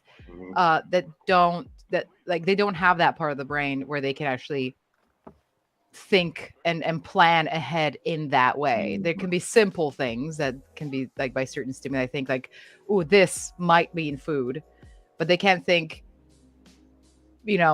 if they do this at this time, whatever, then I might have beef something for dinner. They can't go that far. So it's more just reactive in the moment. Yeah, it's like that. But they're very dog-like, actually, horses, more than people realize. I'm not going to talk about horses anymore, though, because I can't stop. I need to be very careful of myself. This is going to be the equestrian stream all of a sudden. I like horses a lot. I wish I had more chances to be around them. The few times I've gotten to ride them, I felt like I really was doing well and liked them. But my wife is freaked out by them. Like anything that's big. Well, but if you don't spend your life around things that are big, like I never really understood that, but my youngest daughter's the same way. When you see things that are really big that you've never seen before, it's kind of disconcerting. Like if you've ever been next to an aircraft carrier, the ship, it's unimaginably it really is. And you just this is it's really big. Or if you've never been to the mountains, and then you go to a mountain that's huge, like Mount Rainier near Seattle, or Mount Kilimanjaro or something, or the Alps, right? And that's a whole range of them, right? And you're just like, oh wow, it's just, I'm from Louisiana. We've been to the Ozarks. That's hills, and I've seen the Rockies from the Denver airport, and I've seen the Appalachians, which are just bigger hills than the Ozarks. But then you go somewhere where the mountains have snow on top, and you're like, oh gosh. Same with the ocean. It's a little, the overwhelming. If you've never been to the ocean, the idea of jumping out into the water that's, let's say 50 feet deep is a little, it's huge. Things are, so, being around things that are just kind of big. So that's how my wife feels about horses. They're big. They're bigger than things that you're normally around that are alive. Absolutely. No, I totally get it. And I'm like, it's funny because here in the stunt industry in the UK has a huge equestrian culture, obviously. And part of the British stunt register here is very, very strict and difficult to get onto. Like it's a lot easier to become a professional stunt person in the US than here. Here you have to have, I think, 6 disciplines at a very high standard that you have to then get like examined on. And then you might be like, if it's a martial art, it has to be a black belt level. These are extremely well-trained athletes, and one of those skills is horse riding. And there's a lot of stunt trainees that I will cross paths with, and they're like, oh yeah, I want to go into riding, but I'm not sure about horses. And I'm like, dude, if you don't love it, if you don't have, when you get on a horse, have that feeling that you want to be there already, go do something else. Go do something else, because you're going to spend so much time and money trying to get yourself to be okay with this before you're ever going to start doing any more advanced stuff. You have to do these, you have to jump 3 feet bareback and that kind of stuff for the stunt test. So before you're going to be doing that, just go do something else. And it's okay. Not everybody's for everything. Marta, when you were a little girl, did your parents tell you to quit horsing around? Yes. Well, I guess is as close as close as the Slovenian equivalent comes to that. Seeing as I'm not a native English speaker. I grew up speaking Slovenian.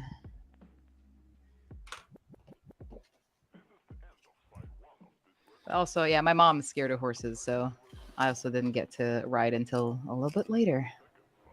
And now I'm making up for it. Tenfold. There you go.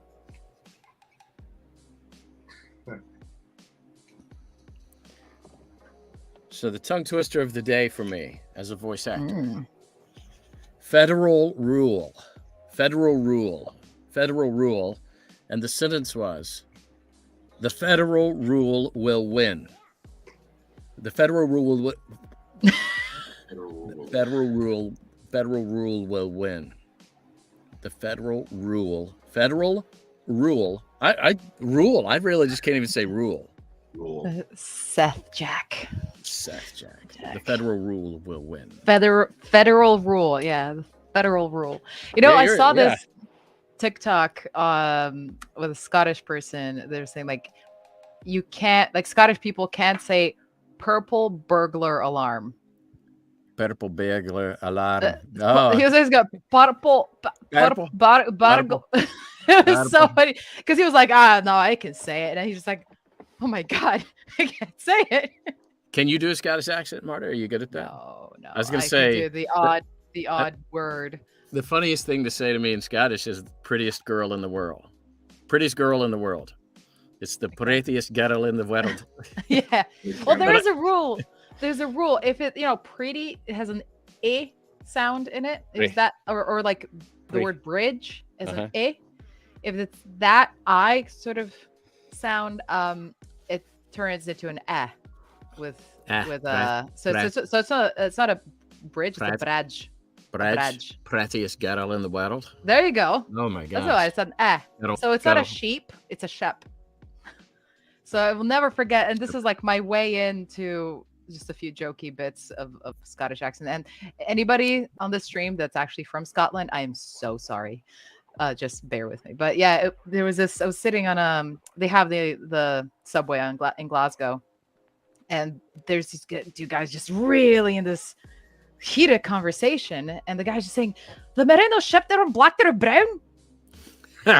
As he's talking about like merino sheep, and they're not like they're brown. Or we were in a taxi.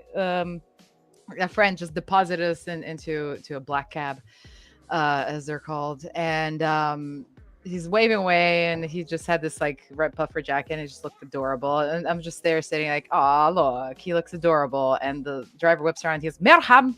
I'm like, sorry, what? Merham. Something about ham? What? Oh, me or ham? So me or him? I'm like, what? Yeah, I heard beer ham. Yeah. It sounds delicious to me. It's, yeah, exactly. But I was just like, right, okay. I'm happy to say that was about a decade ago, and these days I'm all fine with the Glaswegian brogue. I'm up there every month. There's a girl on TikTok who reads things in the Scottish thing, and they're now printing books like Harry Potter in Scottish, and it's. I mean, I can't. I don't even know what some of the words mean, but let's see. Hang on, I'm going to find it. It's hilarious. It's here it is. Chapter 1. The laddie who lived. Chapter 1. The laddie who lived. Chapter 1. Laddie who lived. Mr. and Mrs. Dursley on number 4, private loan, were proud to say that they were getting normal. Thank you very much. Thank you very much. They were the last folk you would jealous would be tangled up with anything unco or weird, because they just didn't know how we havers like yon. I don't even know what any of that means. I was only half paying attention because I was signing this print for Eustace, I would say. That's how I would say it. With the yuck. That's how I'm saying it. And that's it.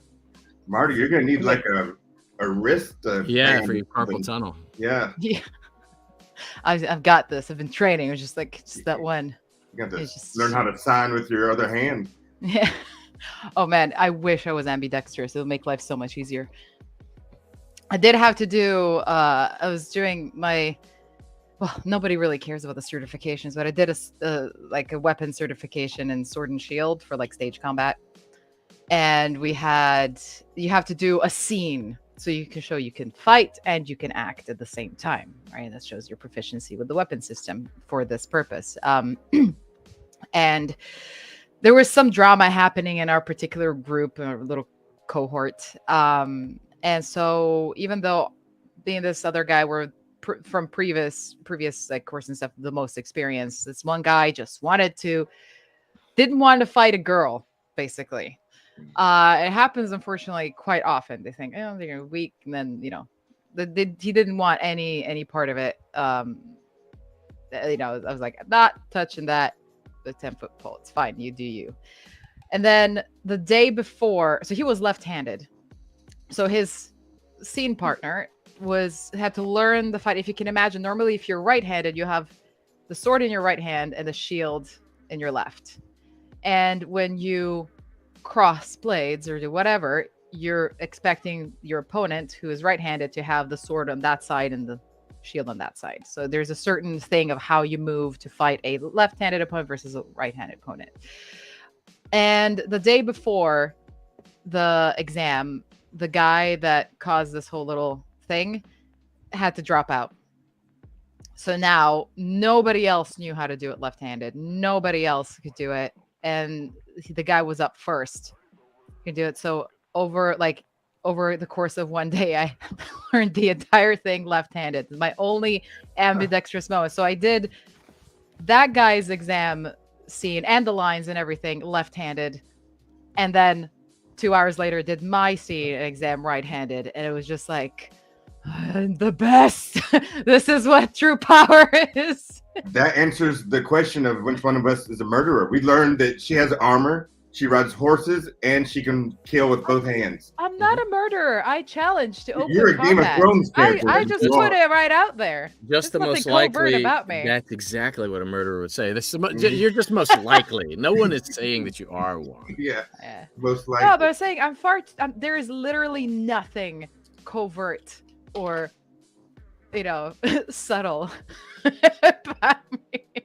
You're a Game of Thrones character. I haven't played dive tanks in video games. Okay, I was like Wrecking Ball in Overwatch and Winston, if that means anything to either of you, or chat if that means anything to you. But like dive tank, where I basically Leroy Jenkins my way into the middle of all the enemies, and hope that the healers keep me alive. That's my play style. Just like go Leroy Jenkins. Ba, ba, ba, ba, ba.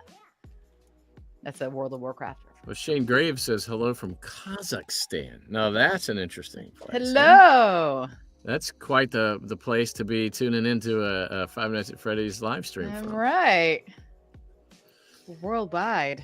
I wonder if Shane is Kazakh or if he just happens to be an English speaker named Shane who is in Kazakhstan.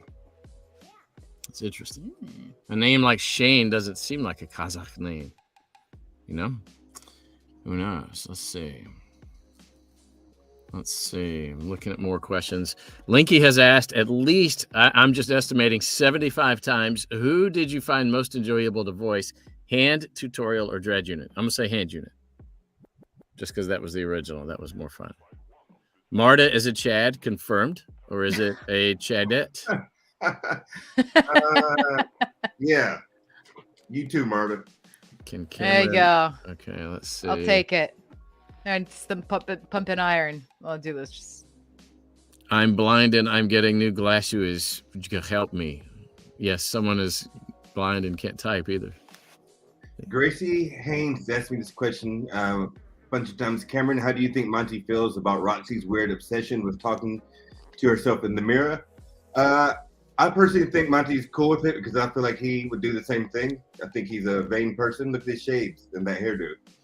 You know, he's probably more upset that she's hogging the mirror. is what I feel.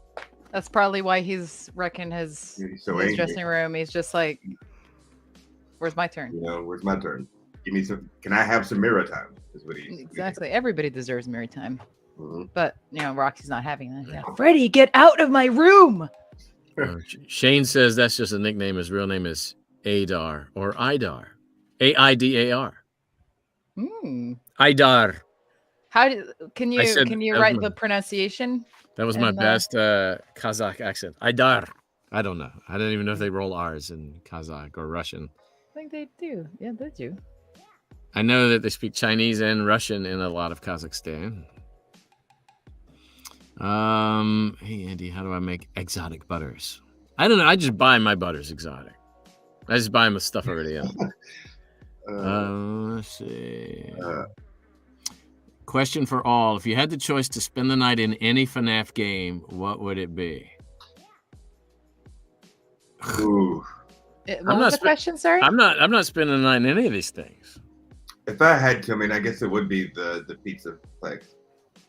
Yeah, the pizza plex has the most to do in the most hiding places. I'm gonna say the Pizzeria Simulator because you do have the ability to end that game with a certificate of mediocrity, having done nothing dangerous, and you survived, and that was it. Certificate of mediocrity, I love it. That's one of my. I forgot about the certificate of mediocrity. That's one of my favorite lines. It's so funny. There's such good humor. I gotta find that script. Forget Hand Unit trolls you pretty well when you leave the Pizzeria Simulator. There's some. Let's see. Congratulations, you've completed a full week on the job, and you've done it in such a lackluster way that no one is proud or disappointed.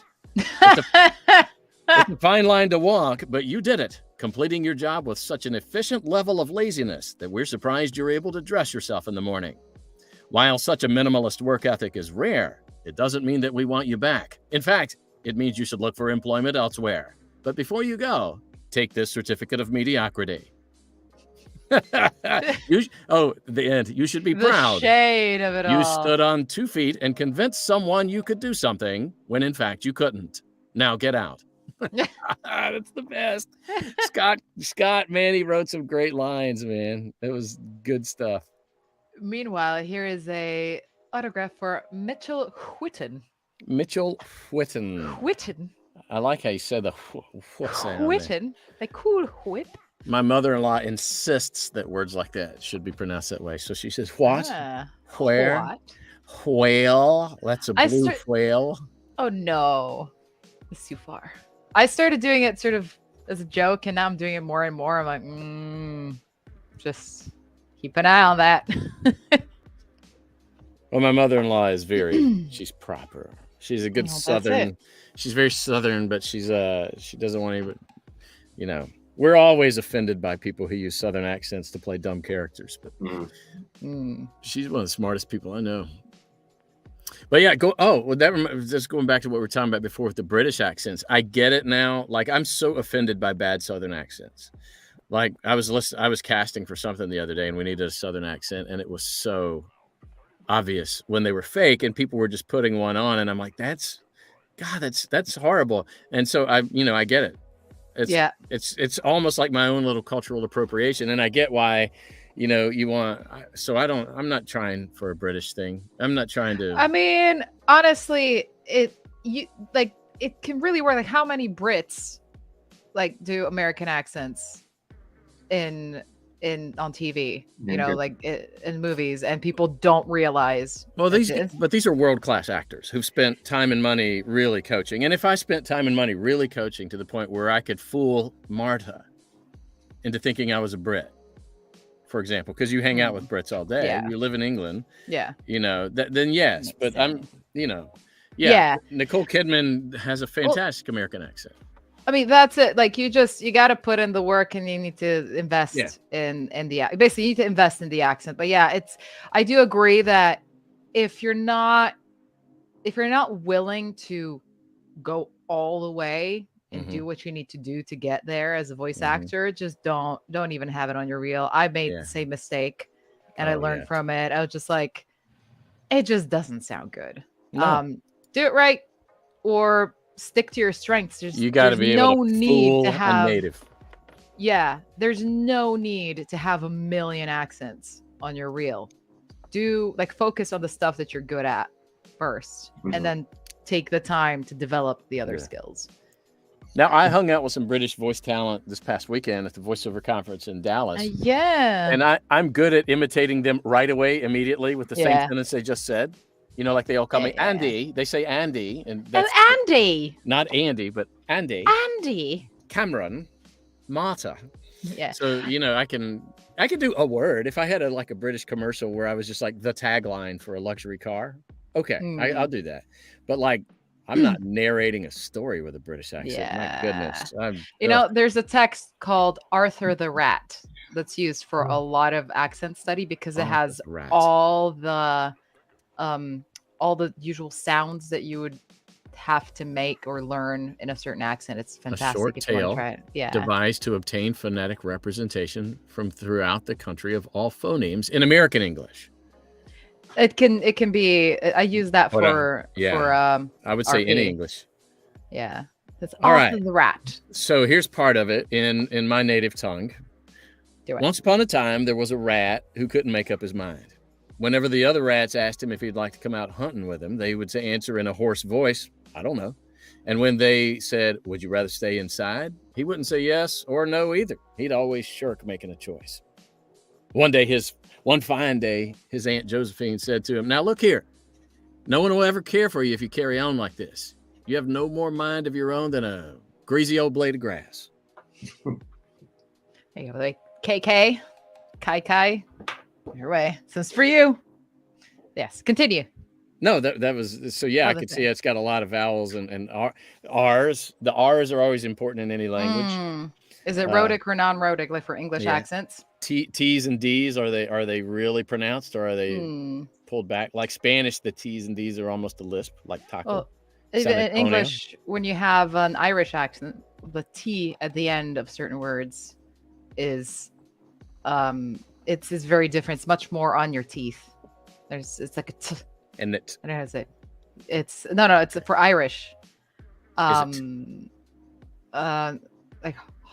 This is gonna be horrible. It's heart. It's like a heart. Heart. Yeah. Yeah. It's in the here. Heart. So you have, if you can say that, if you consistently. It's interesting. Okay. Yeah. That's very interesting. Shane Graves Cameron, why so sad? Let me tell you guys something. My resting face just looks angry and sad all the time. And I get this so many times from like just people or out in the streets or whatnot. And people are like, "Man, what's wrong? What's wrong?" I mean, you know, when someone says, "What's wrong? Are you mad?" I'm like, "No." And they're like, "No, something's wrong." And they keep asking me until now I'm pissed. Now I'm mad. So thank you. Now you're really mad. Nice. Yeah, but yeah, my face just looks pissed all the time.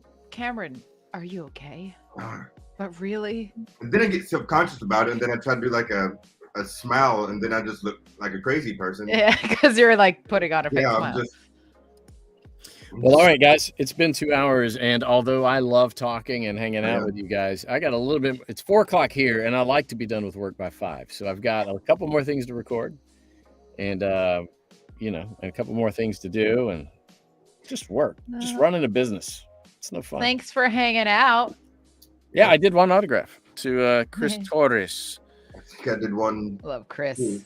Mi amigo Chris Torres in Español. I had one for Bella.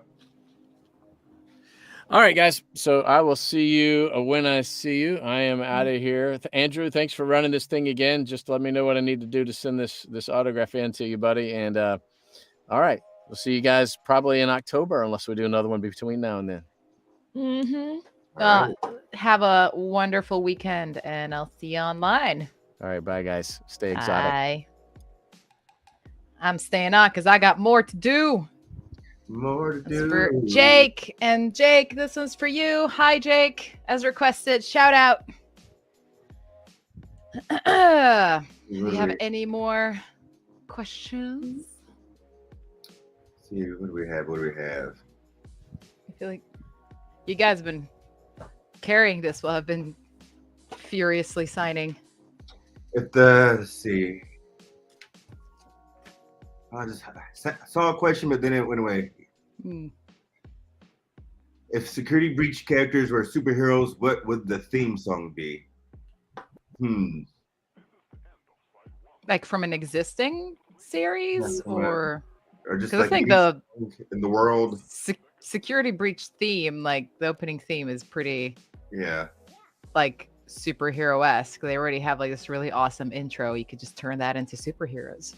But if it would be from like an existing, oh no, I'd have to think about that one for a while. That's I'm not that familiar with, like, it's been a while since I it wouldn't be the Avengers because it's not the same vibe, but so that's a thinker.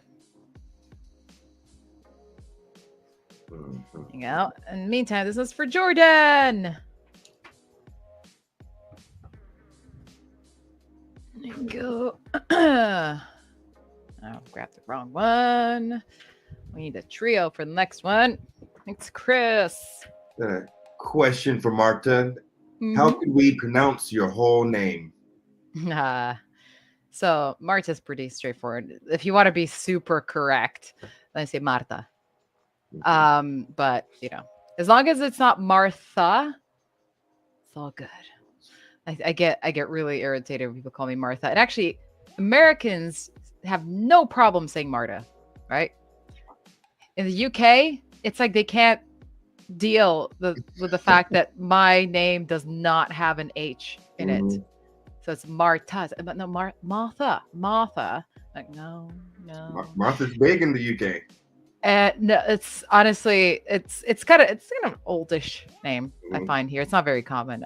But the company I used to work for, we used to work with a lot of banking stuff, and you needed security clearance to get into some of the buildings, and they were super, super like finicky about that. So the person that was putting my name on the list would write Martha, and then security wouldn't let me in because my ID says Marta. And I'm like, really? But for my last name, it's kind of difficult.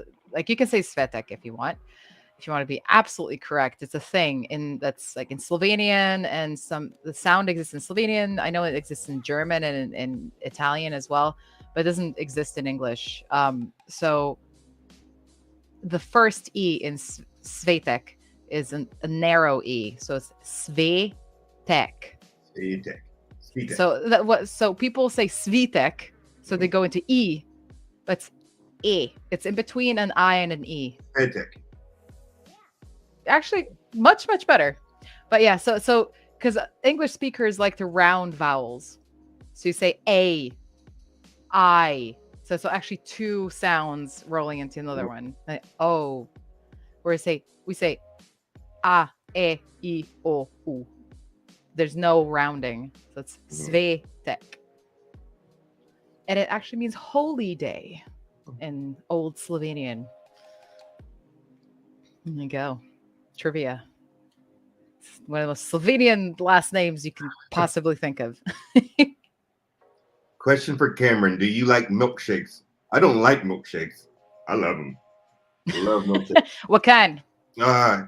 Strawberry and peach. Huh. I'll tell you what. I've never had a peach milkshake. Oh, I love them. Every time I buy ice cream, I always put milk in it. I have to put it in a bowl, and I put milk in it, and I smush it. And ever since I was a kid, that's how I ate ice cream. I love it. I've never heard of that before. So when I buy ice cream, I know. Oh my God. I didn't, but you know what? I'm really boring with my milkshakes. I eat vanilla. Straight up. Vanilla's good. Like if it's like French vanilla. Oh, that's the good stuff. And it's like, I'm extremely lactose too, so I don't know why I do it to myself, but. Oh my God. So imagine it's not something you do very often. No, I have to eat my ice cream in the bathroom. You know, that was too much information. Right. Sorry, guys. Well, I mean, look, sorry, guys. That's real life. It's real life. You're not the only one. There you go.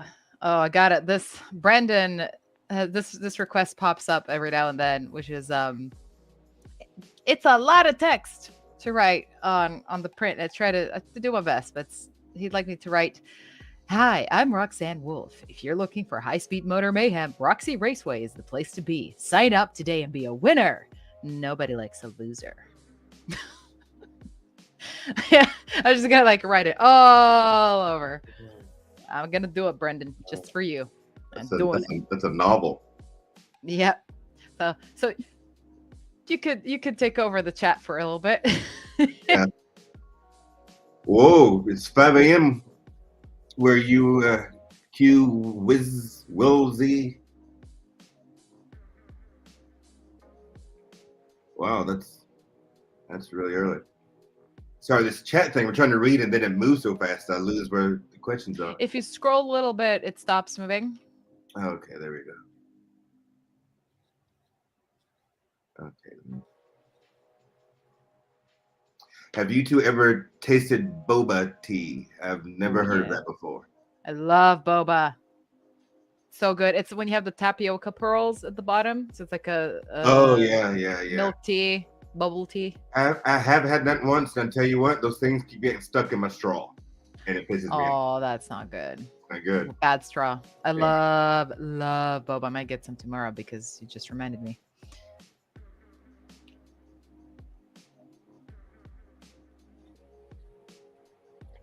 Would I work with Five Nights at Freddy's again? I sure would, because I love you guys so much. It's just been awesome. Let me see. Question for both of us. Do you guys play, or have we played Security Breach, or have we watched gameplays? I have watched a lot of gameplay. I'm waiting for it to come out on Xbox, which is coming out. I don't know when it's coming out, but I know Xbox is coming out with that version. I have played some of it. I haven't gotten through daycare. Like basically got distracted, and also the generators are super like tricky for me. I'm like, no, I don't want to die. But I have watched a lot of playthroughs. Yeah, I've watched a lot. Like it was just so cool. I mean, the playthroughs, I don't know about you, Cameron. I watched for just to see the streamers' reaction. Mm-hmm. Like that was big on like when the line comes up, they're like, oh, I'm like, yes. Mm-hmm. Yeah, that's what I'm not a big jump scare person. That's why I wish Five Nights at Freddy's had like a co-op mode so I can play with someone else. That I can do it. Oh man, I'd be down for that. I'm almost done trying to write legibly. Huh. Cameron, do you think you have something in common with Monty? That's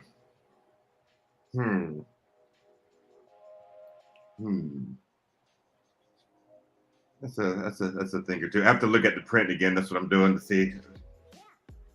I like his style. I like Monty's style. I like the mohawk and I like the shades. And if I had a 6-pack, I would also walk around without a shirt on. I mean, wouldn't we all? Wouldn't we all? Seriously. 6-pack, I'd be like, sports bra. Let's go. Do you think you have anything in common with any one of your characters? I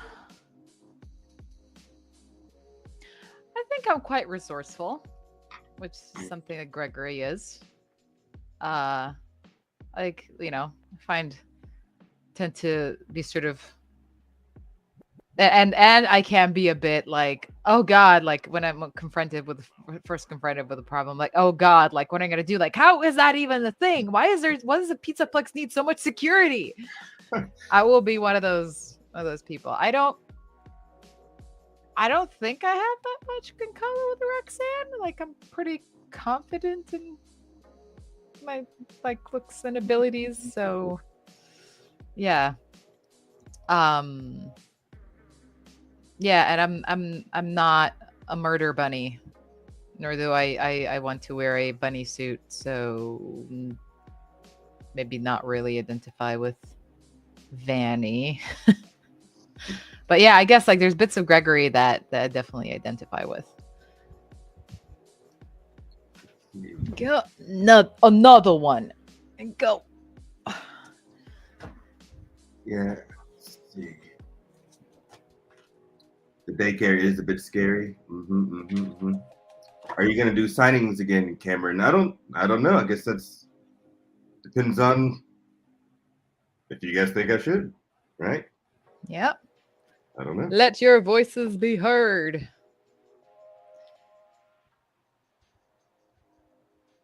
I like monstrous beasts. Will you two please do me a favor and then you don't ask what that favor is? I feel like that's a trap. No, I'm not. I want to know what I'm signing up for. Yeah, I need to know up front. So,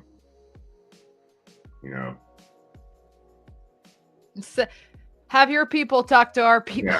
Yeah. Hash out a contract. No. I love these random questions. Like, do we both like Funyuns? I don't know if Marta knows what a Funyun is. I do know what a Funyun is. It's all right. When I was a kid, they were my favorite things on earth. But how about now? It's a very specific thing. Like I have to go. I mean, I just don't have the craving for Funyuns, but I do like them. Yeah, if they're there, if you're at a party or something. Yeah. If the Funyuns are free, I love free Funyuns. This is for Riley. Happy birthday, Riley. But yeah, there's a lot of stuff like that. They'll be like, I mean, I won't order it. I won't go through the effort of buying it, but if it's there, I'll eat it. My favorite chip is the jalapeno kettle chips. Oh. The crunchy. I love those. I live in a very, like, there's areas of London that are very sort of vegan centered, and so we got lentil chips, and it's very, very good. I really like lentil chips. I don't think I've ever seen lentil chips. Yeah, they're nice, crunchy. They've got they're not as salty. And by the way, I just want to say that it's so refreshing for me to be able to say chips to you and you know exactly what I'm talking about. It's not fries. Mm-hmm. Fries are fries. Mm-hmm. Chips are chips. Mm-hmm. Chips are not fries. No, I'm sorry, UK. I'm sorry. Can't do it. I feel the same about biscuits.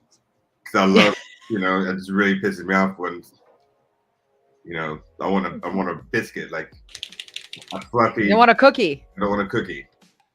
But honestly, here at least, like people get that. It's not like, and to be honest, it's biscuits as you and I know them are not really that common here. Like you can definitely get them, but it's not like much of a staple. So, but if they hear your accent, you say I want a biscuit, and you're in a place where it'd be reasonable to say that, they'll know what it means. I just say they want a cookie. Everybody knows what a cookie is. I tell you what, I've seen an English breakfast and they do not mess around. That's a lot of food on that plate. I've never heard of beans for breakfast too. Weird. Beans on toast. The beans that are in tomato sauce. That's just weird. Yeah. It was a real culture shock when I first moved here. But I get it. People here, there's a big drinking culture in the pubs and things like that. And so when you've had one pint too many and you need to go to work, maybe, to have a long day at work the next day, an English breakfast will cure that hangover right up. So that's what that's what it is. Yeah, people here, it's really weird. They go out, they work till about 6 and they go straight to the pub, straight from the office. And then so you drink like at 6 and 7 or whatever, around, but normally be dinner time. And then, finish out the day at home. But that's how people go out during the week. And it's sometimes some days are heavier than others. When I still worked in an office, definitely seen my fair share of those happy hour kinds of yeah.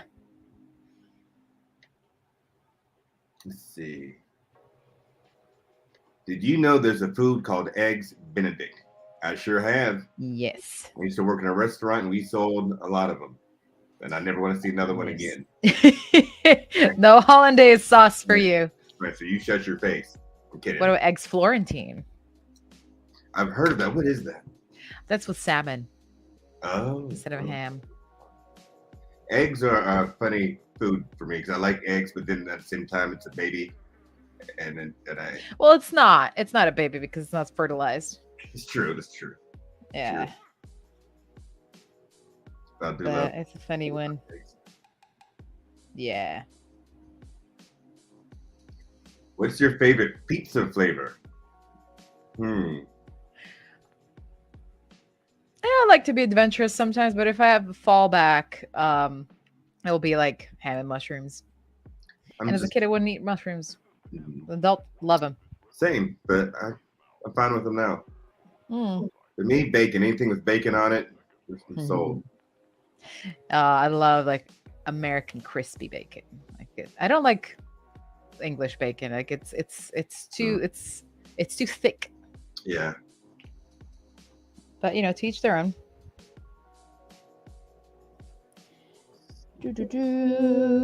Yes, I do like golf.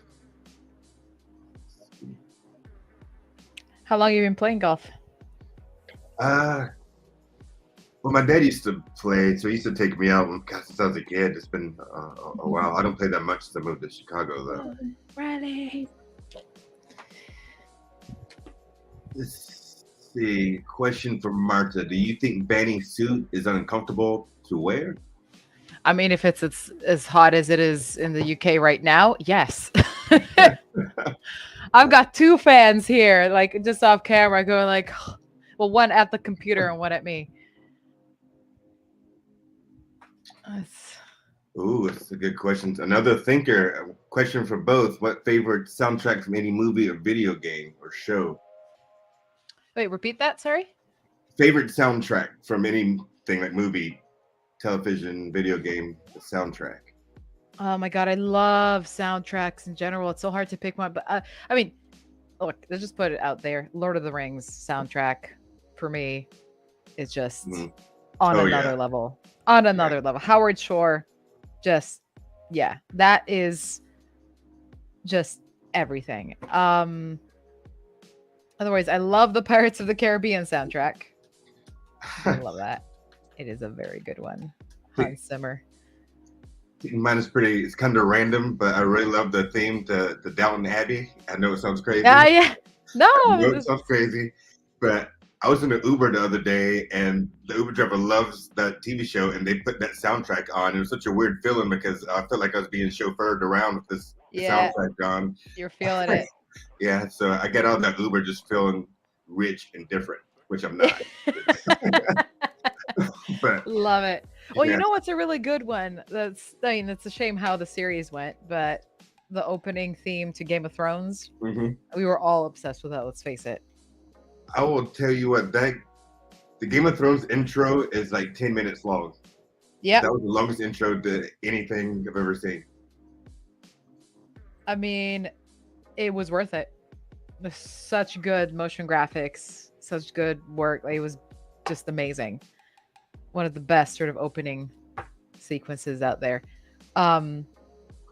There's so the other ones that I like, Dark Knight, fantastic. Inception had a really good soundtrack. A lot of Hans Zimmer stuff, like you just can't go wrong with Hans Zimmer.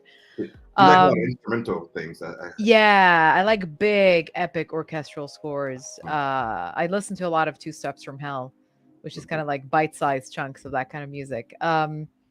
For video games, Uncharted 4 has a fantastic score.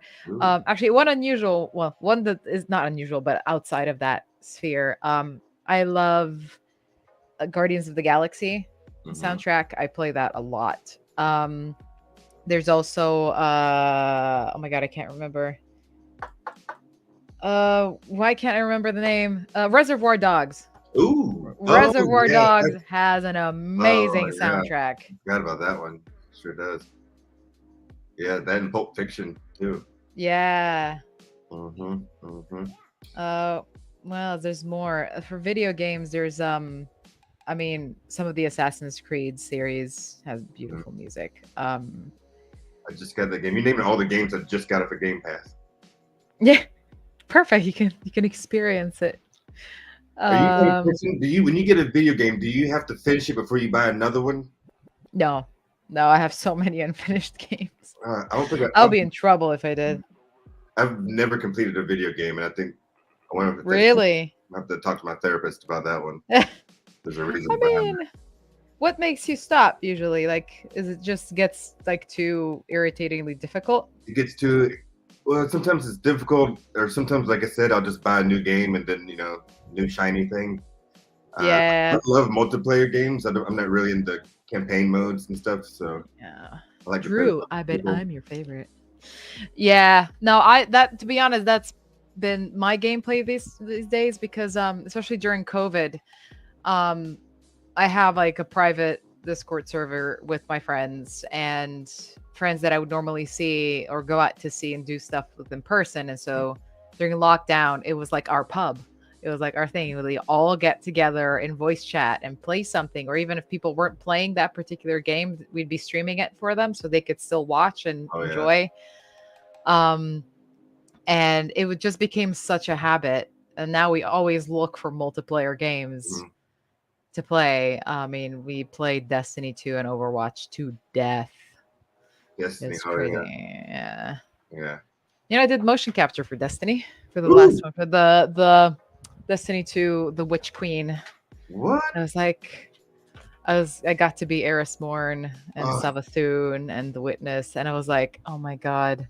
I played thousands of hours of this game, and I'm reading the script, and the Witch Queen, I don't know if anybody here plays, but spoiler alert, like spoilers incoming.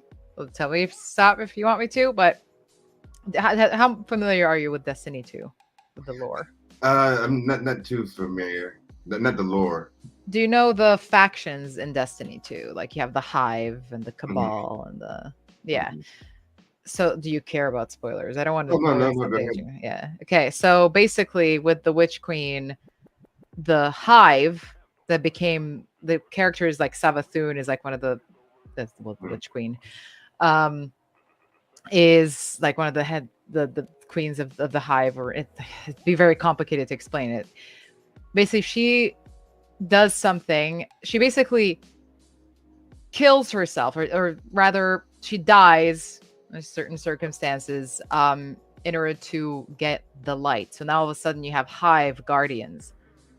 Guardians, Hive with light that can come back to life over and over and over again, unless you eliminate their ghosts. And so there was that big like drop, like revelation, and then there was obviously the Witness, which is something that was alluded to, like some mysterious figure, and it was the first time that people were seeing the Witness and all that kind of stuff. And I'm reading through these pages because it's we're doing motion capture to pre-recorded audio, so the voice actors had already done their lines, and so we needed to provide the movement to go with those lines. That is awesome. And I'm reading it. I'm like, oh my God. I can't believe this is happening. You guys, I've got like 2 more actors with me there on the day. I'm like, do you know what this means for the story? Do you know? And they're just like, no, this girl's weird. I'm like, I'm going to have to stay quiet about this to my Destiny 2 clan for like a year. Like what? You guys are getting an exclusive today. I was losing my mind over it. And then next minute, I'm walking into the volume, which is what you call the motion capture stage. Walking into the volume, and you turn around and you have live previs on a screen. So you can see the character, whatever, like usually it's just like a generic human model that's like walking around and moving as you are. But they loaded the character model for Eris Morn into that. And I just turn around and see it. I'm like, I'm gonna need a minute. That's something my eye just, it's like one of those like, oh my God, I've worked so hard and now I'm standing on stage and that's Eris Morn and she's moving like me. And like crazy. That's my ultimate goal. I want to be like you're actually a video game character instead of like, your voice and you're that character. That's amazing. Yeah, like, I mean, no, I'm not the voice of Eris. I'm not the voice. That's Morla Gorondona. She's amazing, amazing actress, and she's voiced Eris, I think, since the very beginning of the Destiny franchise. But just to be able to provide the movement, and there's so much in the physicality. Eris has very specific physicality that I had to match. It was just such an honor to get to be part of that. That's so awesome. Yeah, it's just like, sorry, it's just like, oh my god, it's something I'm gonna hold on to for the rest of my life. Of course, like, sure. That's my ultimate goal. Yeah, it does happen. What's our favorite video game? I just downloaded Chivalry 2. I think I really love that game right now. Hey, I'm in it. No way. We're getting some juicy stuff here, guys. You guys are getting the exclusive. I can't wait. We need to play it. Because I'm just about to play it. I'm the so I'm the part of the latest expansion, the Tenosian Invasion. Okay, all right. So it was the archer, the voice of the Tenosian archer, this like professional assassin. That's me. That's me. There you go. You guys record this. Again, recorded right here. That's amazing. I've been wanting. I love medieval, anything medieval. I love it. Movies, anything, and I've been looking for the perfect medieval video game. Yeah, it's so fun. I think there's For Honor, and I think there's another one that's only Mordhau. Yeah, that one. Which is actually developed by a Slovenian developer. But yeah, they're all very similar, like first person. Yeah. When you're sorry. If you come to Europe, if you go to the UK, I can give you some amazing places to go to if you love that kind of stuff. I should tell you, there's if you go in sort of the summertime, there's jousts all over the place. Like real jousts, like proper crash into each other kind of stuff. And living history displays, you'd love it. Oh, I'm gonna get all into it. If I go to England, look up Leeds Armories. You love Leeds Football Club? Leeds Armories is next level. That is such an amazing collection of medieval, like weaponry and armor and all that stuff. Go into that stuff. I studied anthropology when I was in college. Did you? I'm all about that. So, like, did you focus on medieval Europe or? Actually, to be honest with you, I focused on primates, but but I just wanted to sound cool, and you just ruined it, Marta. Thank you. I'm sorry. But yeah, actually, as soon as we get done with this, I'm playing Chivalry 2. I cannot wait. And I'm terrible at this game, by the way. Oh, I am too. But just have fun. Yeah. Apparently now you can you can pick up horse poop and fling it at somebody. If they're low health, it will actually kill them. I mean, gameplay. Yeah, I think you can hit someone. I think you can hit someone with a fish too. I love it. I love games with a sense of humor. I guess my favorite game. I don't know if I have a favorite game, but growing up, I played a lot of Unreal Tournament 1999, which is probably a little too young to play, but I have an older brother, and we played on dial-up, no less. And I love the Prince of Persia trilogy. I mean, I played the original 2D Prince of Persia, and I also love the and then, well, right now, as I said in my previous stream, I'm obsessed with Final Fantasy 14. Oh wow, 14. Obsessed. It is it's an MMO RPG, like World of Warcraft and that kind of stuff. Yeah, my bad, that game. And I'm just obsessed. I am down that rabbit hole 150% right now. So yeah, it's just still a whole nother level. But I get like that. I knew what I was getting myself into. I get like that with MMOs. I'm like all in. It's not great for my schedule. I need to get those tombstones, you guys. I need them. I need them because they get me the shiny armor and the fancy mount, and I want it. And that's it. Okay. This one goes up to Angel. We're the best. Let's see if sorry if I butcher anyone's name, but Brahimi. Question for both of us: which one is better, Mario or Sonic? That's a hard one. I played more Mario. I'm gonna have to go with Mario. Yeah, I played more Mario. I like Sonic's design more, but I played more Mario. And you have to think about it too. Mario plays golf, Mario plays tennis, and Mario has golf carts that he drives. Yeah. Sonic doesn't do all that. He just runs fast. You know? Mario diversified. Yeah, he's diversified. Yeah, he's a nice portfolio, that Mario. Sick portfolio, bro. Yeah. Let's see. Do you prefer for both of us, do we prefer horror movies or adventure movies? Adventure. Like, I like them both the same, I guess.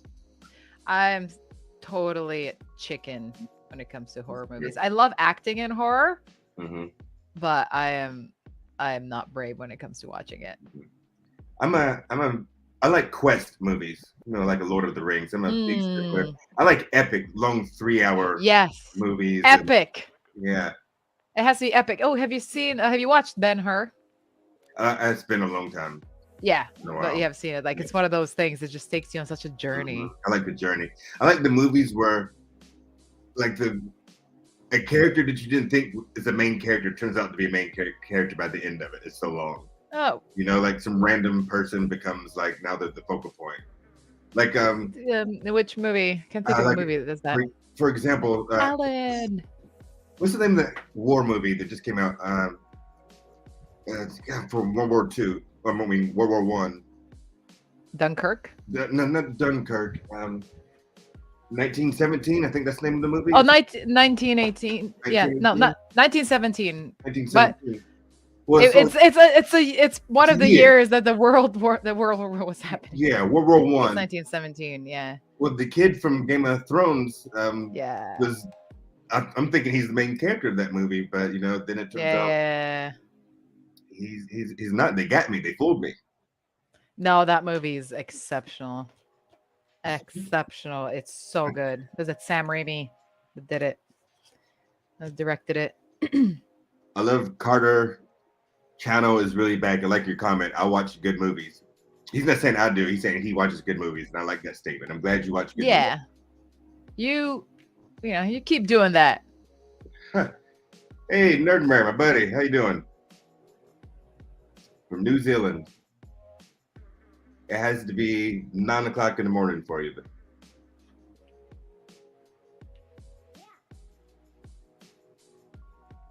Yeah, I like these thought-provoking questions.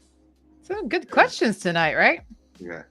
Shada Hollow, you says I watch bad movies. I'm sorry. Oh, why bad movies? Yeah. But sometimes, you know what? Sometimes bad movies are really good. I'm gonna need an example. Yeah, we need some names of movies. We want to be able to judge for ourselves whether they're bad or good. You guys probably don't know this movie because you guys are really young, but it's a bad movie that's really good. Is Big Trouble in Little China. You have to watch that. Yes, you do. Yes, you do. Let's go to Stratton. Room. I have not seen The Room. It looks like that's a sad one, and I don't think I can handle that. I haven't seen The Room. Yeah. Morbius. Yeah, I heard Morbius was really bad. I don't know what's so bad about it. I have not seen Morbius, but then again,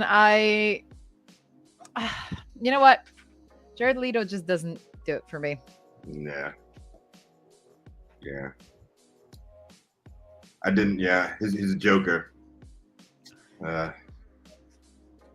Like, I appreciate the amount of work that goes into method acting, but yeah.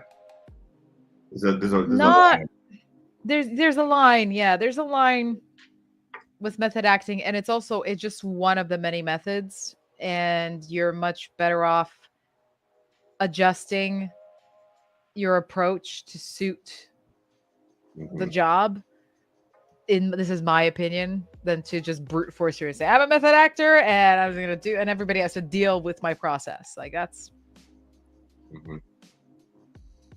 like, no, that's just no. No. Yeah, there's definitely a line. I mean, I've worked with some wonderful method actors, so it's just not, they're not all like that. When it gets to the point where you're harassing your co-stars, yeah. Ghostbusters Afterlife. Here's my thing with Ghostbusters Afterlife, people. I haven't seen it, and I don't think I will, but like in the movie, people forget that Ghostbusters ever existed. It's like they rediscovered the Ghostbusters. I don't know if I'm like explaining that right, but it's like, and then the Ghostbusters come back or something like that. I just can't suspend my disbelief that far. I think, yeah. I you know what? Generally, I get why they're reviving and or like continuing a lot of these successful franchises. I get the business reason behind it, but there's a lot of sort of these movies they either remade or they continue, like they add to, that I actually haven't really wanted to see, just because I like my memory of that first one, and that's its own experience, and I don't want to interfere with that. Like I haven't felt the need to go see those other movies. Like Conan for me, the original Conan with Arnold Schwarzenegger was a masterpiece. Then they remade it. Yeah. I mean, I'll watch a lot of these newer ones, especially if they're kind of sci-fi and everything, because I also, work in the visual effects industry, and it's really good to see how they, like, I'll go watch them with that eye. I'll be like watching, oh, they did this really interesting thing with this. Oh, they probably used that on that. And like, oh my God, how did they even do that? Like, I also love watching the guys at Corridor Crew who break everything down because they're, they really know their stuff. But yeah, I won't be watching them like because I'm like, okay, I want to be entertained. But that's just me, that's not a comment on whether they're good or bad movies at all. I get that.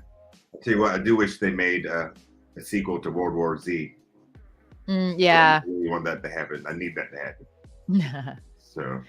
Yeah, I mean, they dropped a lot of complexity out of it, which you would understand because you can't shove all that information into a movie. Like that's a series level thing. But maybe they should do a series. That would be dope.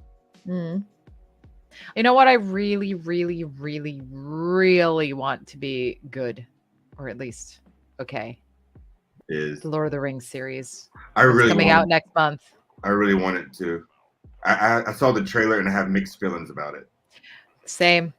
I am like a Tolkien super fan. In fact, I have like Arwen's sword had a fang just above the screen, like on a stand. I have like some of the other replicas. The axe here. That's Gimli's axe. That's a genuine like Lord of the Rings replica. I've been collecting this stuff for like since I was a tween, and awesome. Yeah, there you go. That's Galadriel's ring. Oh man. There you go. Oh man. All that kind of stuff in the little box. But and I really like the actress that they picked for Galadriel, so I'm not worried about that. But I don't know if they got it all depends on whether they got the soul. Yeah. Of it. Yeah. I don't know. Something. This is gonna sound very bad, but something feels kind of cheap about it. It feels off. It feels like a slightly off imitation of like something that's almost like the Peter Jackson version visually, but not quite there. Yeah. And at the same time, not visually distinct enough to say, no, this is our own take on it. They're doing a lot of stuff as it was, but they're not, going all the way. And also, I would have preferred if they started the series in the first stage. They're starting in the second age. And they're missing a lot of amazing story points in the first stage. And the only reason that they would want to do the second age is because they could do cameos of the, Fellowship characters, of the Lord of the Rings characters, which I think is not a good enough reason if you're investing in a multi-season series. So yeah. I'm gonna give it a try though. I'll give it 3 episodes. I'm gonna watch it all. And if I hate it, I'm gonna watch it all. It's not gonna happen. Is it Marvel or DC? There's a question there. Copycat. Ooh. I have to say Marvel. I'm gonna say Marvel now. As a kid, DC. I like the. I don't know. Tyler. I like the darkness of the DC universe. Yeah. I want to like DC because I like darkness too. The darkness. Yeah. Within. But Marvel's just funner. Yeah, Marvel's fun. One thing about the DC is, do you guys like superheroes that don't have powers? I can't get around that. And I feel like DC has a lot of those. Like Batman. Yeah. A lot of people that, there's less of the fantastical, more grounded DC. I need my superheroes to fly and stuff. I need to see it. That's right. See to believe. There you go. By the way, to write one of my favorite Gregory voice lines from Maya. There you go.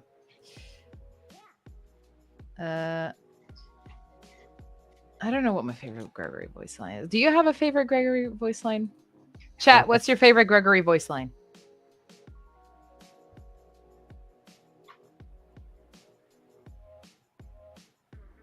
Let's see.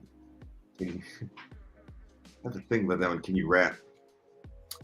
I can do the Fresh Prince of Bel-Air theme. That's about it. It's my level of rap. So that counts. I like Batman and I like Robin, Rohini. Yeah. That's another thing too. How come Robin is not in any of the new Batman movies? I'm really disappointed with this.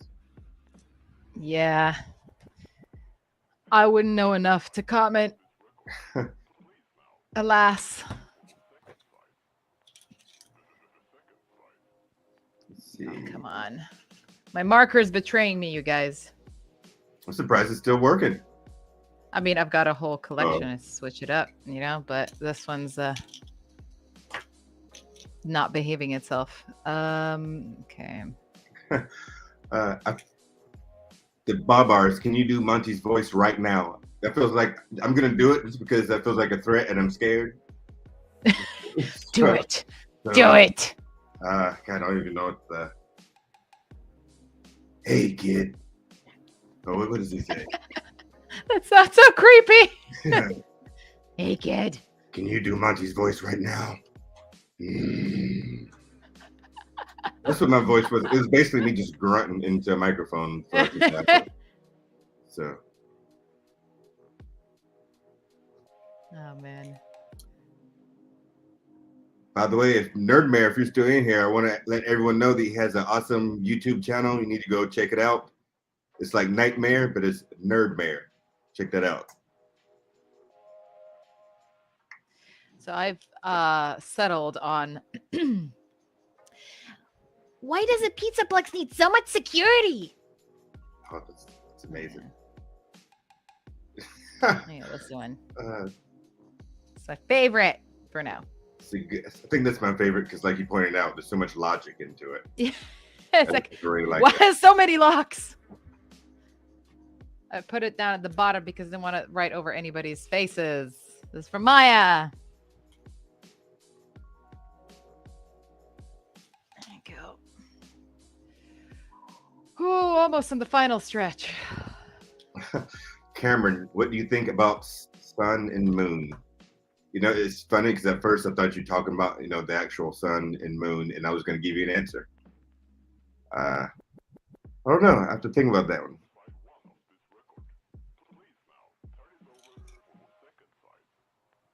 Let's see.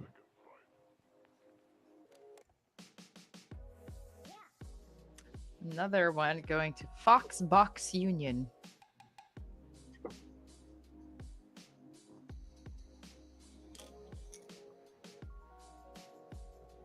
I do not know about the Minecraft map. B-Day, Bob.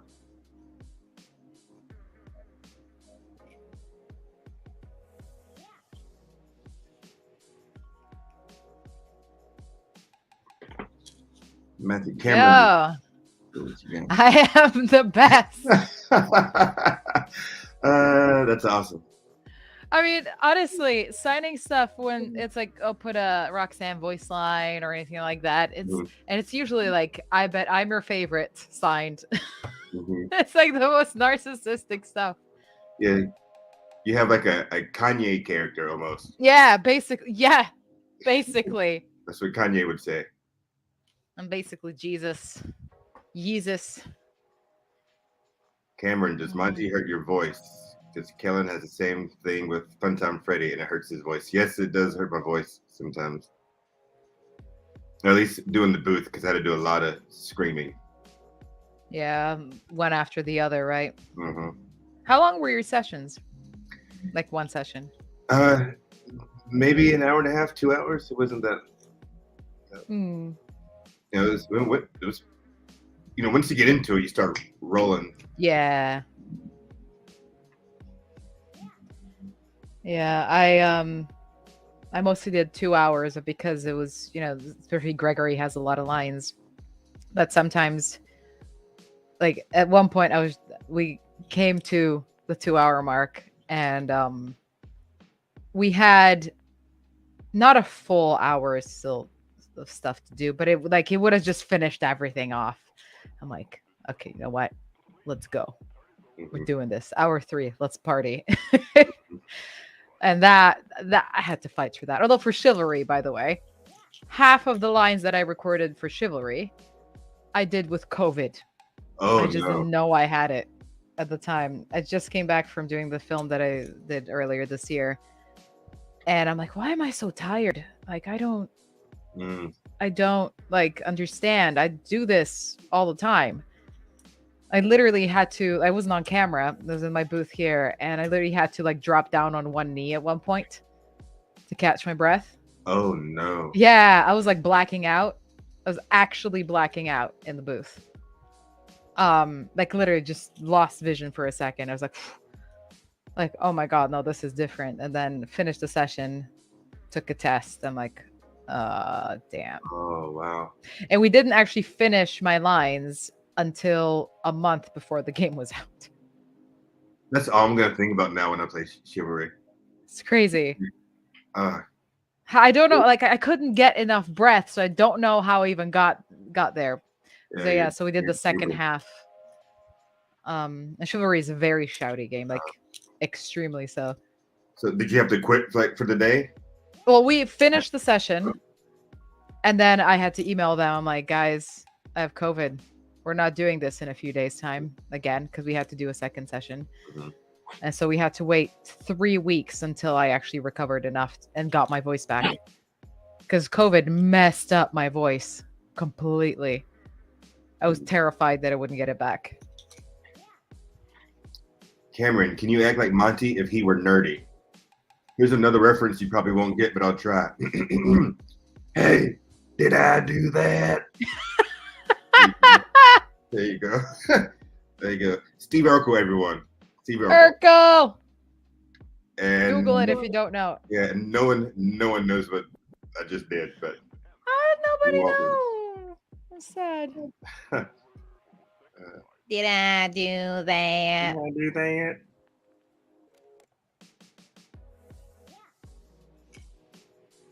Let's see. Okay. Question for both. What are your favorite horror games? Emil. I don't play that much, but do you know what to watch? No. To watch a horror game was that one Outlast. That was scary but incredibly entertaining to watch. I'll have to Google that one. It is. I struggled to get through the demo when they still did demos. They did a demo, and the first level, because it's all surrounding like an actual real CIA. This was a project MK Ultra, where they were experimenting on people with LSD and other drugs to see if they have mind control properties as like a study, but they were doing that on people without their consent. And there's lots of conspiracy theories around it. So this horror game leans right into the worst possible stuff and takes it to a whole another level. I I struggled to get through the demo. I was like, I can't play this, but I want to know what happens next. I'm just going to watch other people go through this. Terrifying. Absolutely terrifying. I don't know if I can handle that one. Yeah. Or if you want an oldie but goodie, Thief 3. The Thief series. Thief 3. Shale Bridge Cradle. Still on those lists of like top 10 scariest levels of any game. I played Alien. Oh, Alien Isolation. Yeah, I never saw an alien. That's how short the game, I played. Yeah, it came by. It's like, no. Yeah, I just walked around for like 2 minutes and I haven't played it since. Don't want to see it and want nothing to do with it. Oh, you won't watch somebody else play it? I might watch someone else play it. All right, Nerd Mayor. I'll see you later, man. Yeah, I'll be on Chivalry. Yeah. We do have the big time zone difference though, so I don't know if we'll ever. Yeah. Hey, that I stay up late. I've got 17 more to go, guys. We can do this. We can do this. Just a lot of quote requests is taking up a little bit more time. Yeah. Someone asked, do we like World War II as an historical event? I'm gonna say no.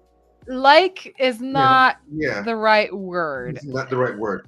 No, I find it an incredibly interesting and also heartbreaking part of history. Also because I'm from Europe and from some of the places where both world wars were fought on the ground and had, that's all that stuff. And there's concentration camp. Dachau concentration camp was not far from where I grew up. And that's where people, like, there was, when I went to visit it, and you see within the cells, you see the different, like, people writing on the cells, like where the rooms were.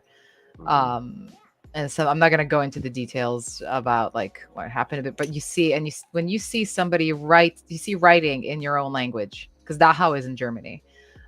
It's about a 5-hour drive away. So Europe's so small. It's like Slovenia, and you have like Slovenia, Austria, and then kind of Germany right here. And you could just drive straight through. I have to think about trying to do it mirrored. Drive straight through to there. Like, it's not a long way at all. When you see something in there in your own language, it hits a whole other way. It's like I got emotional. I'm even getting emotional now talking about it. It's like, no, I don't like it, but I think as an event to study, as a time period of history to study, I think it's very interesting. Yeah, and I'm sure that's what you meant. I hope. Yeah. Just want to clarify it. Absolutely. Want to clarify, because I don't think there's a war that we do like. No. so there's that level of atrocity that happened. Again, I'll keep my wars in chivalry. Yeah. Yeah, my favorite war. My favorite war would have to be the one against the White Walkers. How about that? There you go. That's the one.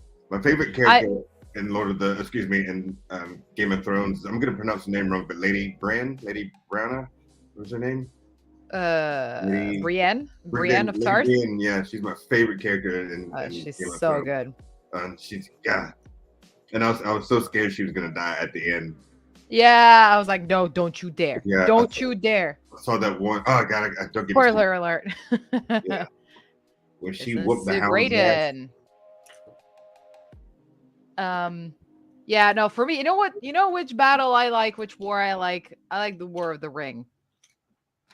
That's what I like. I like the Battle of Pelennor Fields. Ooh. Which one was Minas Tirith. That's the final one. Minas Tirith versus Mordor / Minas Morgul. And you have the Rohirrim that show up finally when everything starts. And it goes like da da da da da da da, or like no, the other one, that da da da da da. Oh God, I love that. I still go back and watch those just for the battle. I'll fast forward it just for the battle. Yeah. God. There's also there's the other one, the actual Rohirrim, like that when they start charging down. Mm-hmm. Da, da, da, da, da, da, da. Something about it. Like I'll stand. Yeah, right. God, I even know it's gonna That's happen, and I still get excited. You see it, and it's just like, oh, it's so good. And that's what a good soundtrack does to you. You can hear it, and you just know, and you're just like, your whole body goes like, That's what actually inspired me to pick up like stunt riding and like mounted fencing and stuff like that. When I finally found a place to do it, because obviously it's not something you can do just anywhere. I think my favorite one too. Now that you brought it up or mentioned, is the Battle of the Bastards. That's a good one. That's another good one where people are fighting and then all of a sudden they get reinforcements. I like the good reinforcements. Yeah. Battle. Oh, there's some great cinematography in that. Man, supposedly that's the most expensive series of all time. I mean, that up until now, the Lord of the Rings is coming out. True. That's taking that. Oh, but I mean, Lord of the Rings, like, come on, Battle of Helm's Deep. Ooh. Yeah. That I remember seeing that in the theater, and I sat there, and even before Helm's Deep started, I had to go pee, and I'm like, I'm holding it. I'm not leaving. I'm not skipping a second of this movie. I have waited too long. Sylvester. God, yeah. Now I'm definitely gonna play Chivalry when we're done.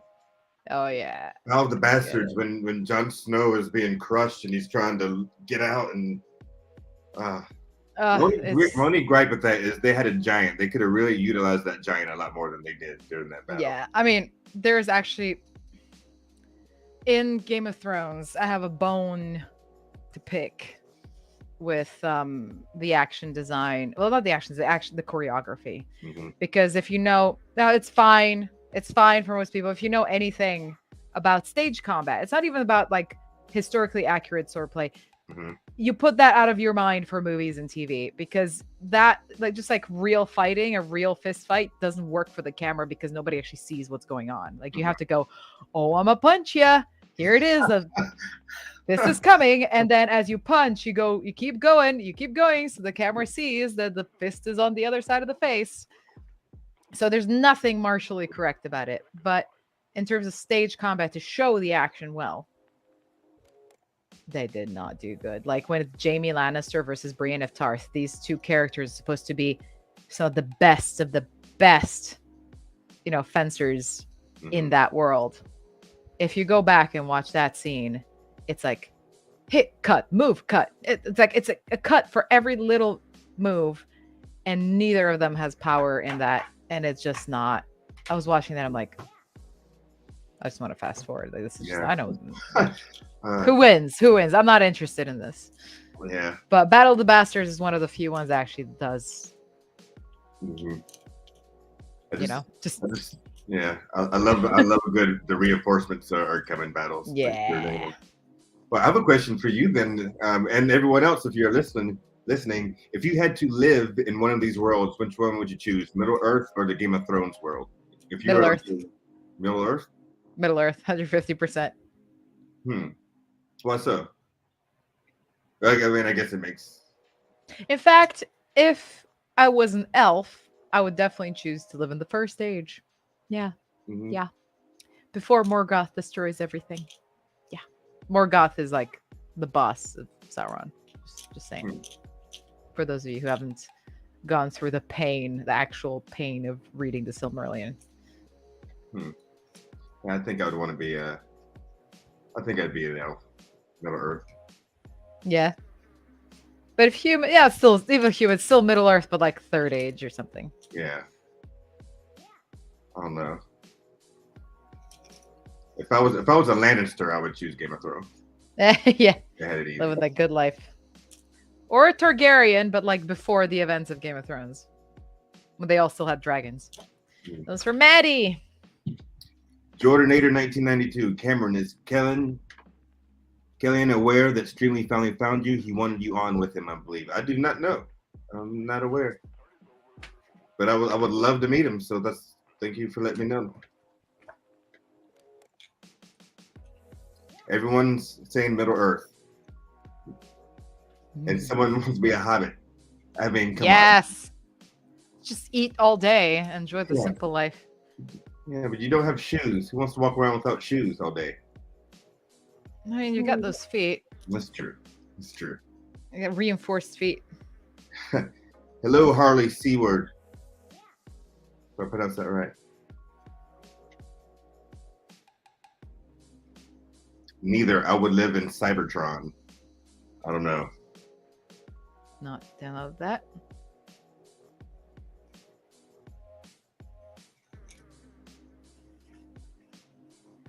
Question for both. What's your favorite Marvel movie?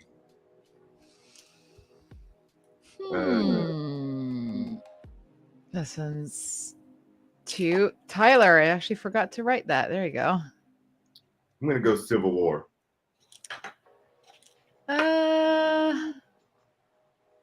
I really like, I know this is an unpopular opinion, but I really like the first Captain America movie. Oh yeah. Yeah, it's like classic superhero movie. I like that one. I really liked Black Widow. Oh yeah, I like Black Widow.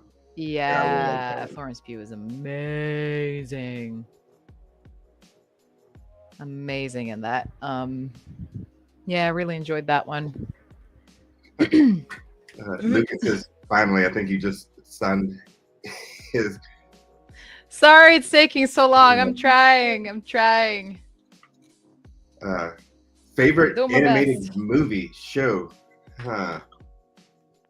You know, I didn't think I would like it, but I really like. I know it's gonna sound cliche and on the bandwagon, but I really like Rick and Morty. Oh my god, I love Rick and Morty. Yeah, I wish I could do like Rick's voice. I wish I could do it. Can you do it? Oh god, no. But I wonder sometimes what type of drugs these folks are when they write these episodes. It's so creative, but there's like it's like slightly more intelligent humor. Yes, sometimes it goes too far, absolutely. And I think in the latest season they did, but it's just, yeah, I love Rick and Morty. Love it. Arcane was really good as well. Mm-hmm. Ooh, Castlevania on Netflix. That was really good. I really enjoyed that. Ooh, I have to watch that. I don't think I've seen that one. Who doesn't like Rick and Morty? Yes, it's good. I see the recurring comment from Jake. There's a few Jakes on the list. I'm not sure which one you are. I wrote what was instructed on in the list. That's kind of what we go off. If you had put special instructions and with your order, then I've written that for you. Otherwise, you're gonna have to wait till you get it. Hopefully you like it. Let's see. There you go.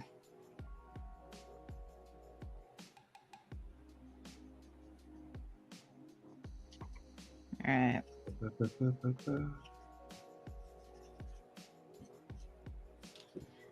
Ta-da! This one's going to Nick on the arcade Vanny.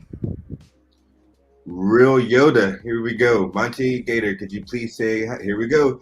Hi, Aaron Herrera. And thank you for playing Security Breach.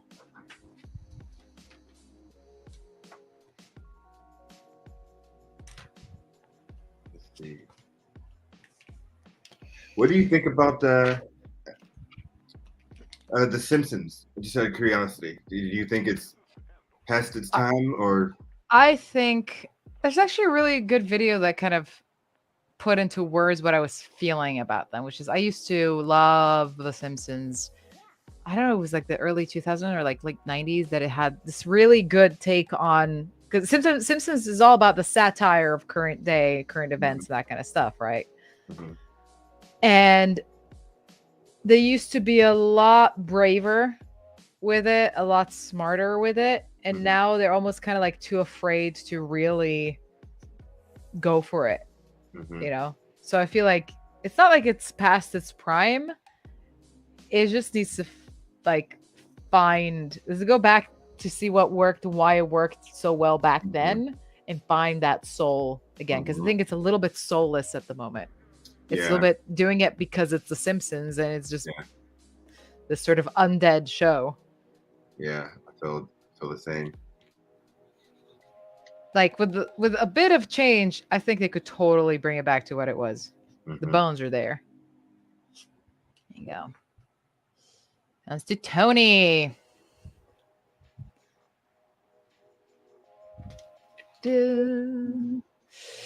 Okay. Question for both. If I met you guys in person in the future, maybe would you guys sign some of my drawings I draw? Of course. Yeah. With pleasure. Sign anything.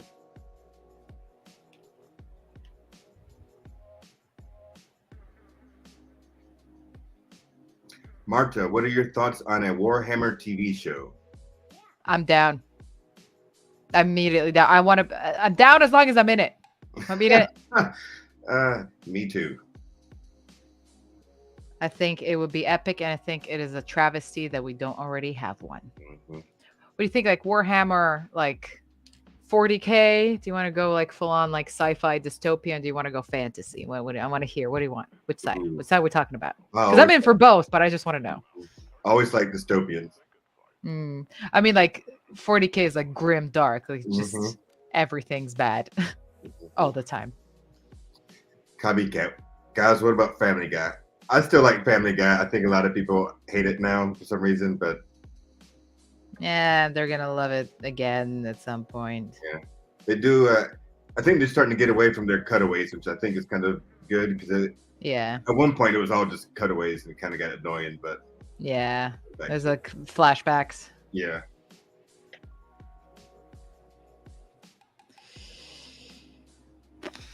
Let's see.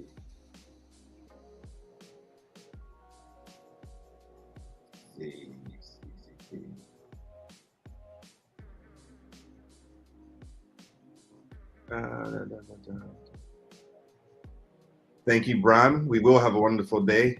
Thank you for joining. Thank you. They're almost done here.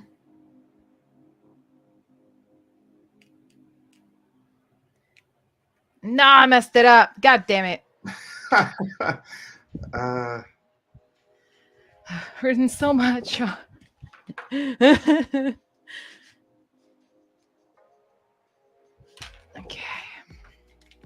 So Kelly would like me to write a little quote for each of the 3 characters. And sign as them. So I'm going to take a little bit.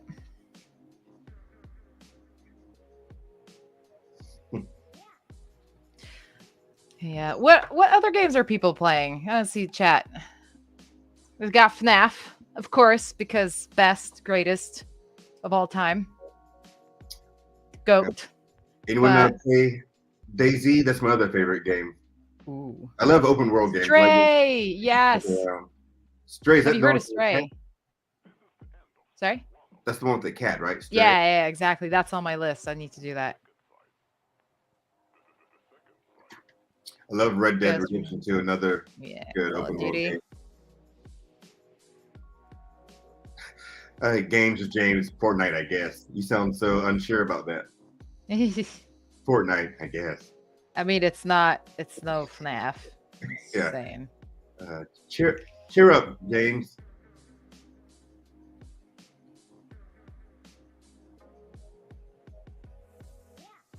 Let's see. Overwatch. I heard good things about Overwatch. Yeah, I played a lot of Overwatch. Not so much now, but yeah. Might come back. Who knows? Minecraft. I have a lot of friends play Minecraft. That game seems so tedious to me. It looks like a lot of hard work. But people love it. I think there's like a satisfaction in some of the creation. Like it does little. I think it's a game that gives you a sense of satisfaction if you like that kind of stuff. Yeah. Fall Guys. I just started playing Fall Guys, and I love it because they look like little thumbs with hands, and they just run around. Yeah. I like just grabbing people. Yeah, exactly. And I like it too because that's a game again I can play with my friends and be on the same team with. Exactly. Oh, we know what's a good one? Raft. Ooh, it's multiplayer.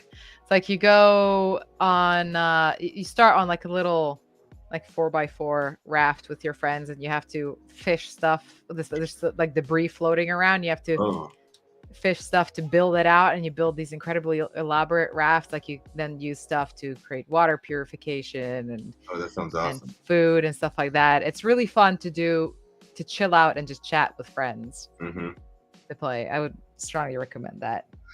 Someone says they're literally playing that right now. Oh my god, amazing.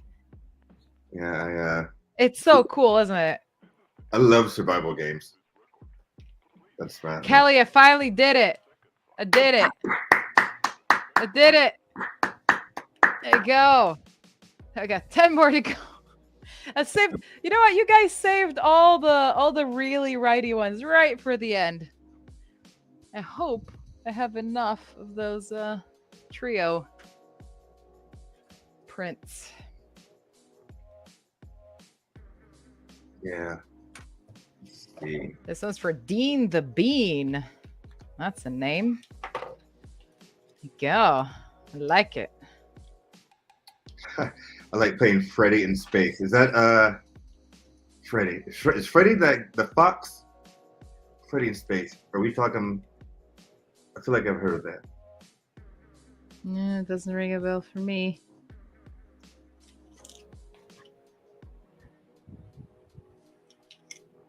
Cameron, that dog behind you looks cool. Yeah.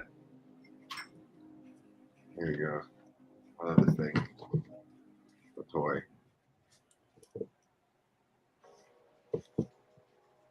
Oh, what's that? It's my little dog. Oh yeah, is that from something or what's the story behind it? It's a thrift store find. That's about it. I love it. But this does. I don't know if you guys know what this is. The bean. What's that? Have you guys heard of a cartoon called Fraggle Rock? I have. This is my favorite Fraggle. Ah. I watched him when I was a kid. That's what got me into anthropology. He's a little anthropologist, Fraggle, and he would go out into the world with and walk around, and never since a kid. And tell you what's what. Yeah, he would talk about the humans and right back to the other Fraggles and tell them what humans are all about. Oh, amazing. There you guys go. Man, anthropology. It's what got you into voice acting? You know, I used to do like commercial spots when I was a kid, and I used to do the town radio. Ah, I see. So you've been doing it for ages, using your voice. You know, and down in Fraggle Rock, dun, dun. I streamer, yeah, they know Fraggle Rock.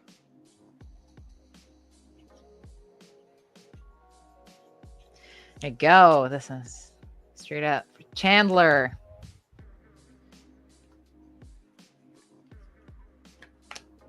Dr. Willie from Mega Man.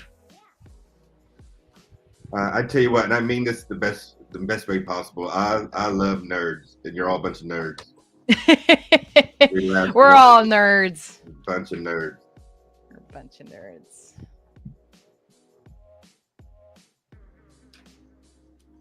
So what kind of other games do you like to play? Like you said, a lot of different multiplayer. Do you do anything else? Have you played an MMO at all? No, I don't think.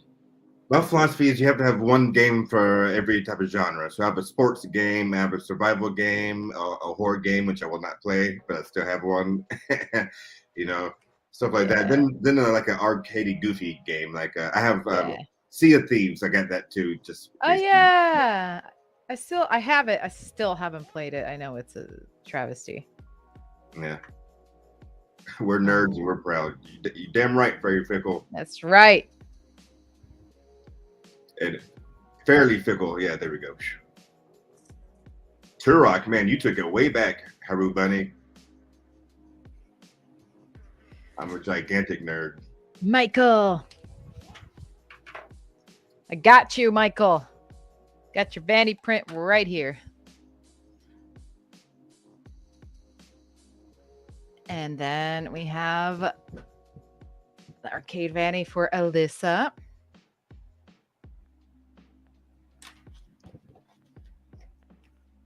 go. Cameron, what's the horror game that you won't play because you want to see if it's scary? All of them. But yeah, Aliens. Which is the one that you owned, as you said. Oh, which one? Aliens. Oh yeah, Alien. Yeah.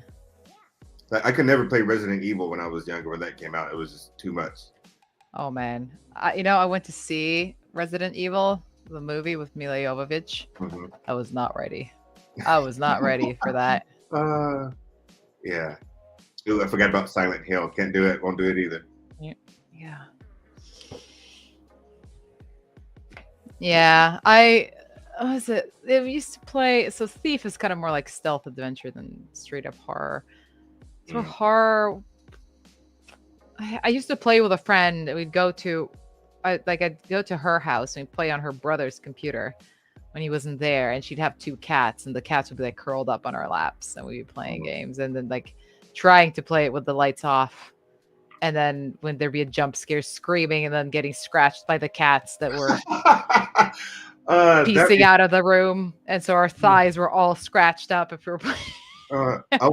You should start a live feed channel or something where you just watch horror movies with a cat on your lap, just so we can wait for that moment. Every time I jump, I play a scary game. Yeah, and every time there's a jump scare, like the cat just yeets itself. See, yeets itself. Oh, my lap. Oh my goodness, people! I have one. I have a sighting.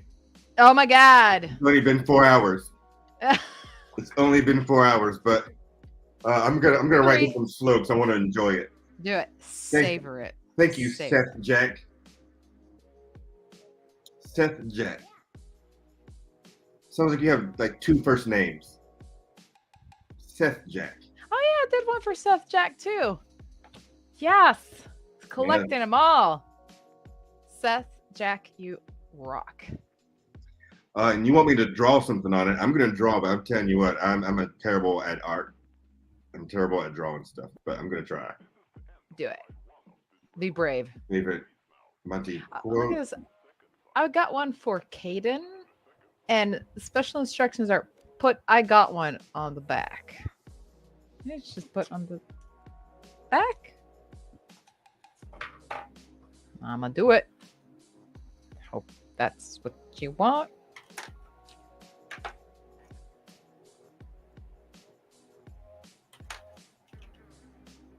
Says draw something like Monty's claws or bass guitar. Which one would be easier to do? Because I can't. I'm gonna go for the guitar. Let's see how we can.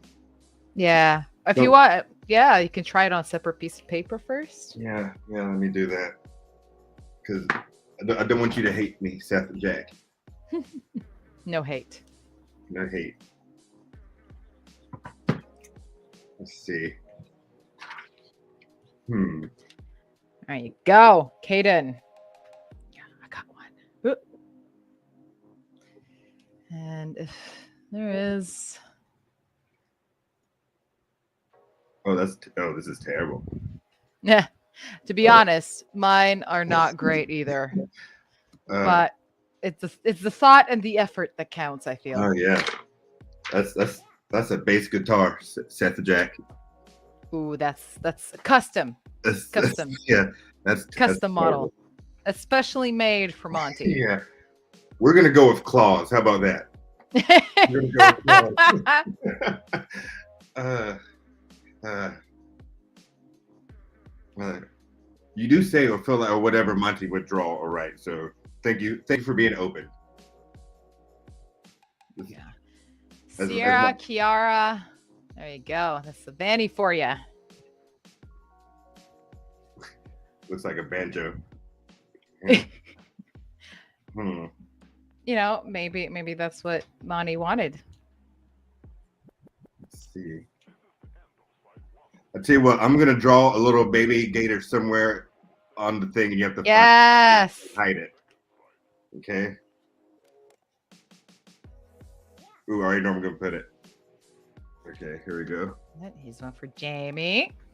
Oh, need to put a number on it.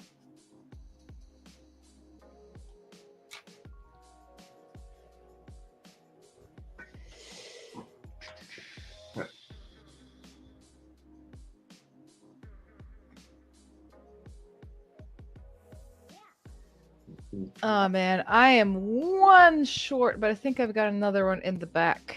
So I do the other ones first before I have to go fish out another trio print.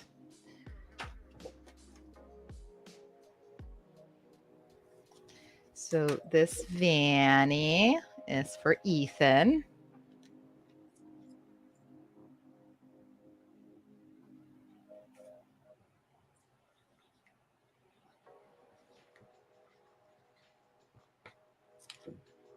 Ta-da! You know what, Seth Jack? I'm putting the bass guitar here anyway. Yes, commit. I'm gonna commit, and it's slightly better than the one I just showed you. Slightly, which means it's still terrible.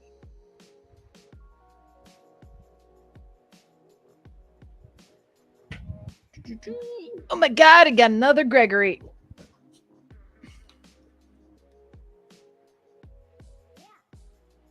Yeah, I know the trios. I know why the trio is popular, but I really like the Gregory print. It's just so well done. Surprised that people didn't order more. There you go. This one's for Riley. There you go. There's where is it? Where is it? So cool. That's terrible. That's Thank you. awesome. Thank you, Seth Jack. You made my day. There you go. To Riley.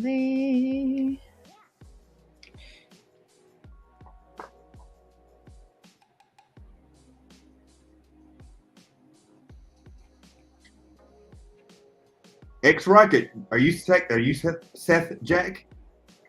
Yay! So excited to see Kevin sign him on poster. Well, thank you. Thank you. Yeah. Gave me something to do. How do you get one of these? Kit the Loyal. I think there was a website that was streaming on here. I don't know if they could put that back up, but you have to go to Streamly, I believe, and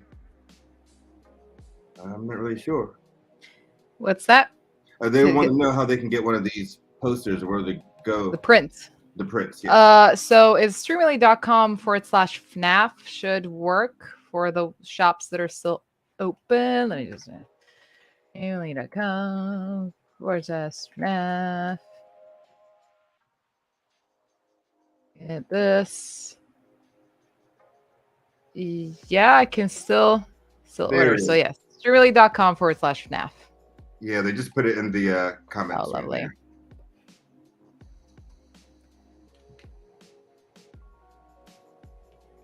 Right, and you're welcome. So, Marta, what would be your favorite medieval weapon? Go. Are you an I have some. This is for Riley, a third one. Thank you for ordering so many, by the way, and happy birthday. For weapons, it's so. I have a real difficult time picking favorites for stuff because it's like so specific. But like the most effective one is a pole arm, so like a halberd, which I just bought one because why not? Or a pole axe and stuff like that. But my heart belongs to swords, so. I do like if we want medieval, if we're going medieval, then an arming sword, your standard arming sword, because it's a versatile weapon. I even made one. I made an arming sword with these bare hands. It's like a one-handed weapon. Yeah, it's versatile.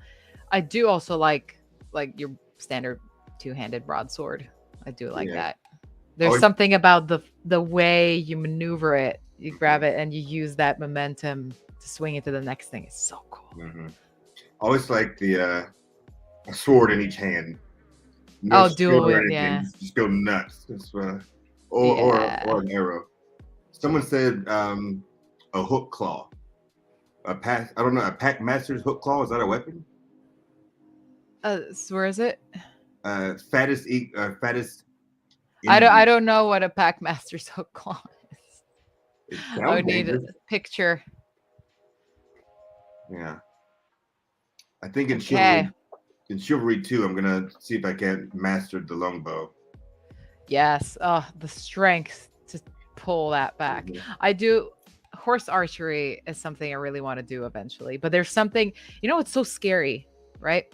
Mm-hmm. Because when I tried it and I had to like, no, I know what, I need to go and become a braver human being, because you're not holding the reins.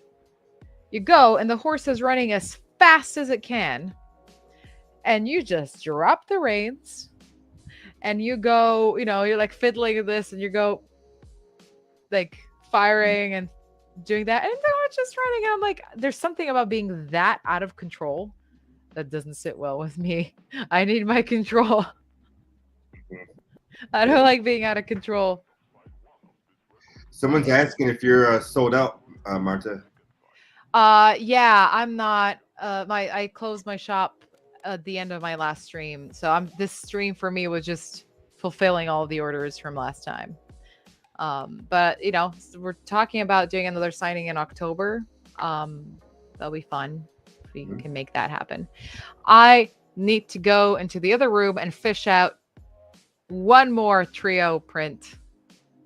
Just the one more, and that's my last one. So yeah, I think BRB. Hey guys, we can chat.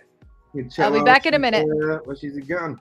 Yeah, and I know we've been on for a while, so thank you guys for being here for the long haul. Copycats, like, that's it, I'm going to sleep. I feel you. I understand. I guess we're gonna sign this one last one, and then I am getting on Chivalry 2, and I'm. All right, let's see. Blah, blah, blah, blah, blah, blah, blah. Question for Cameron: does Monty like ice cream? I think Monty loves the hell out of ice cream. I think he does. I think he eats it really fast though. It gets like brain freeze. He doesn't seem like he takes his time. So that's how I feel about that. Let's see. Honestly, the best medieval weapon is the lightsaber. I'm gonna have to Google that. I can't picture it in my mind. Only thing I can picture is those things the Jedis have, and I know that's not what you mean. Lightsaber. Is that the thing with like the ball and chain? Oh no. Lightsaber. Crossbow. I like the crossbow. I like an axe. I'm an axe person. Did you say axe?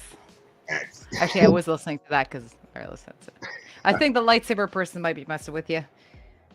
Okay, is that what's going on? Because I'm trying to figure out. You know what, Jordanator 1992, you are an asshole. I'm kidding. I'm kidding. No, you're an asshole. Oh my god. There you go. Okay. The very last one goes out to May.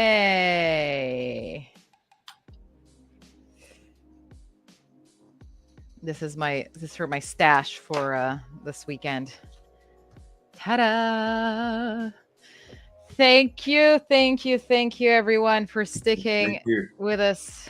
Thank you. But yeah, what is your favorite medieval weapon? I didn't ask. It's very remiss of me. Let's say that again. What is your favorite medieval weapon? I need to know. I think I like an axe. Sorry, Roxanne asked me I'm scrolling, Roxanne. I don't see it. Scroll up for what? Yeah, what am I scrolling for? I don't see it. Ooh. So yeah, let's finish on an axe then. Do you like my axe? Oh, yeah, that's awesome. How cool is this? That is cool. It's not sharp, by the way, guys. This is a movie replica, movie prop, not a real weapon. It's for movie magic. It's Gimli's axe from Lord of the Rings. That's awesome. It's large and it's heavy. So this kind of this. Yeah, awesome. You come visit and we'll have a play. And I saw Roxanne. Yes, definitely we could be friends. If you're ever in Chivalry. But again, thank you guys. I guess we're gonna start heading out. Yep. My butt is numb. I have a numb ass right now. Thank you for sticking with me for this long. And yes, you're all amazing. Love you guys. Thank you. And yeah, see you on the web. See you on the web. If you want to talk some more, follow me on Twitter. I'm there. Bye bye. Yep. Bye.